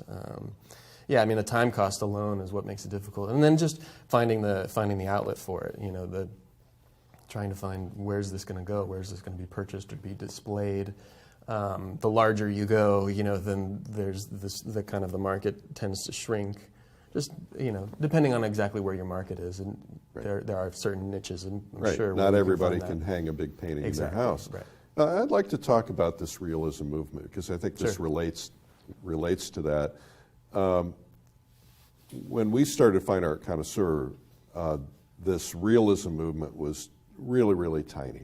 There were a small number of people. There were, a handful of ateliers and a handful of artists who were trying to bring back the classics. And though they were not trying, my sense is they were not trying to replicate the past. They were trying to put classics in a contemporary environment, meaning classics for today. Art had gone far, far away from that, right? So starting with the Armory Show in, 1911, I believe. The Armory Show is when the modernists were first shown in New York, and then it kind of spread. And those modernists were all classically trained. And then the next generation of modernists said, well, I can do that. I don't have to be classically trained. And then, of course, it's gone, the pendulum has gone far, far out. So people who are making livings that are abstract expressionists and so on, and I'm not being critical of that, it's just that they didn't have to have that kind of training. Sure. And so it appears, though, the pendulum is swinging back. And it appears to me that, there's always a generation or two where things move in a different direction. Mm-hmm. So kids tend to not do what their parents and grandparents wanted to do. And what we're seeing is an explosion of young people who, like yourself, and a lot of people who are fresh out of college or going into college, 20 years old, who are wanting to do this kind of art instead of wanting to do the things that are hanging on their parents' or grandparents' walls. Yeah. Why do you think that is? That's a good question. I mean, I think like anything else, there's many factors. I do think there's just this just simple kind of wow factor in being able to draw and paint something that looks like something. So I think generally people are kind of like always drawn to that, and maybe it just culturally wasn't at the forefront for however many decades in the 20th century. I think certainly the internet has played a role in the ability of people to find out that this is happening, and things like Instagram, we can have these love-hate relationships with these things, but they allow people to build followings and to get excited about things that are out there and mm-hmm. have access to things that they would otherwise probably not see. Mm-hmm. So I would say that has a lot to do with that. I mean, I have some quite a large subsection of my followers from Iran on Instagram. Yeah, we were having that discussion yesterday. Why are we getting so many people from Iran? And yet there seems to be a lot of love and passion. These are not. Some people buy followers and from foreign countries and so on just to build their audiences. So this is not that. These are people who are truly interested. But how cool is that? I mean, it's fabulous. But I think because it's completely out of different cultures, it's completely out of sort of like the, I think in the 20th century it was just smaller and tighter. There were fewer people who controlled what was going to get out there, particularly in universities and what was taught. And so there's just gatekeepers are losing their power, and so, but I mean, if somebody still wants access to that, fine, they can have access to it. But this other thing is still vital, and it's growing. So if you're living in a place, maybe like Iran or anywhere in the world, and you don't have access to an atelier or to a really brilliant instructor, what's your best advice for people? Well, I mean, I think that there's a tremendous amount of good information and instruction you can get online now. Certainly videos. I know many people who are just absorbing that. I think that the person who is inquisitive and studious, hardworking, willing to put in the time to practice, they can find, they can problem solve, and they can find that information through those materials. Mm-hmm. And so that's, devour as much as you can. Think. I would tell them to think as much as they possibly can about, the techniques themselves are understandable, if that makes sense. You know what I mean? So you can go out there and you can problem solve, and it's not just this sort of subjective, nebulous thing. So what are the dangers of being self-taught, practicing? There's a line that I heard recently: practice doesn't make perfect, sure. Practice makes permanence. Right. So if you're practicing something that's, let's say, drawing, and you're practicing bad drawing skills, right. How do you get around that? Right. Well, you could potentially find certain techniques that you're going to eventually have to unlearn because if they're just something about the particular ideals that just don't add up. So I get a lot of students, who will come from just different academies or different philosophies, and if I can just explain to them these simple ideas of form and light and how that works, it's just like light bulbs go off, because it's an underlying principle that makes sense, that's logical, and that you can think about and find the right answer, like math or science or anything like that. Mm-hmm.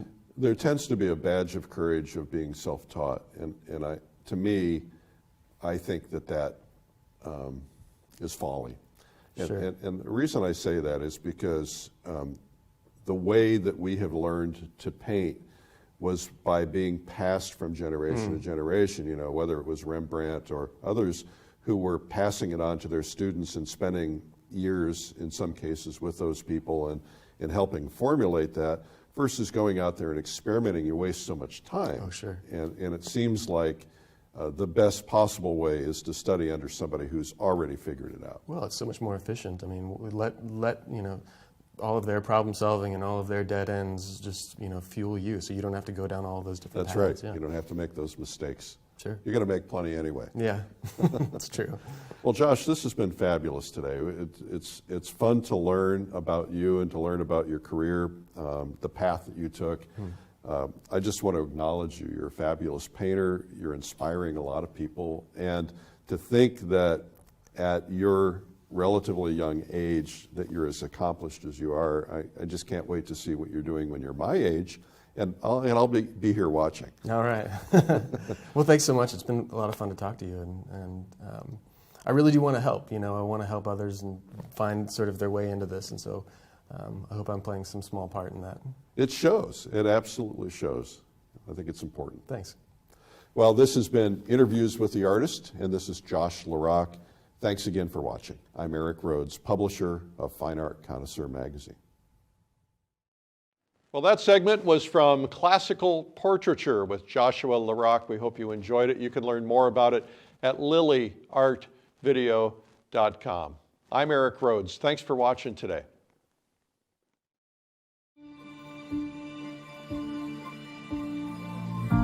If you've learned only one path to developing your art, you may be limiting your own problem-solving skills. You can't do what you don't know how to do. This is why it's so important to study under different artists and instructors. You must learn multiple methods to navigate the unexpected difficulties any painting might throw at you. The risk of not having alternative problem-solving methods is perilous. You could be nearly finished with a grand painting and find yourself unable to go any further. Maybe you've experienced this already. With new insights, you'll see different paths and have multiple ways of dealing with issues that come up as you start and progress through a painting. In Classical Portraits, artist Joshua LaRock will show you his proven methods to investigate issues. Think clearly through each option and decide on the best way to proceed. Never again will you be held up because you don't know how to get past the problems you encounter while developing your painting. It's a simple question, but it's more than just good drawing. It's more than just getting the likeness. You know, if we get this right, we translate something of our sitters' personality, something of their humanity and their essence. So it's kind of elusive, but it's really, really satisfying, really, really challenging. Josh is recognized as one of the preeminent figurative artists living today. His paintings are rooted in classical techniques, yet filtered through a contemporary sensibility. I'm really influenced by William Bouguereau. He's a 19th century French academic painter, and so what I'm going to be showing you here is more or less what I've gleaned from his processes. More than the method or the process or the materials, specific materials that I'm using, I want you guys to be able to take away some problem-solving tools that you can use in your studio to do self-learning, and hopefully kind of dispel a lot of the confusion. He combines the best of age-old techniques with a positive, modern approach to his subject matter. Josh's tried-and-true solutions will be a new and refreshing approach as he encourages you, especially while you're learning to break things down into components rather than tackle everything at once. Now you have the opportunity to learn to achieve these great results for yourself. Available on both DVD and digital format to view on your computer, tablet, or smartphone. Order Classical Portraits with Joshua LaRock today.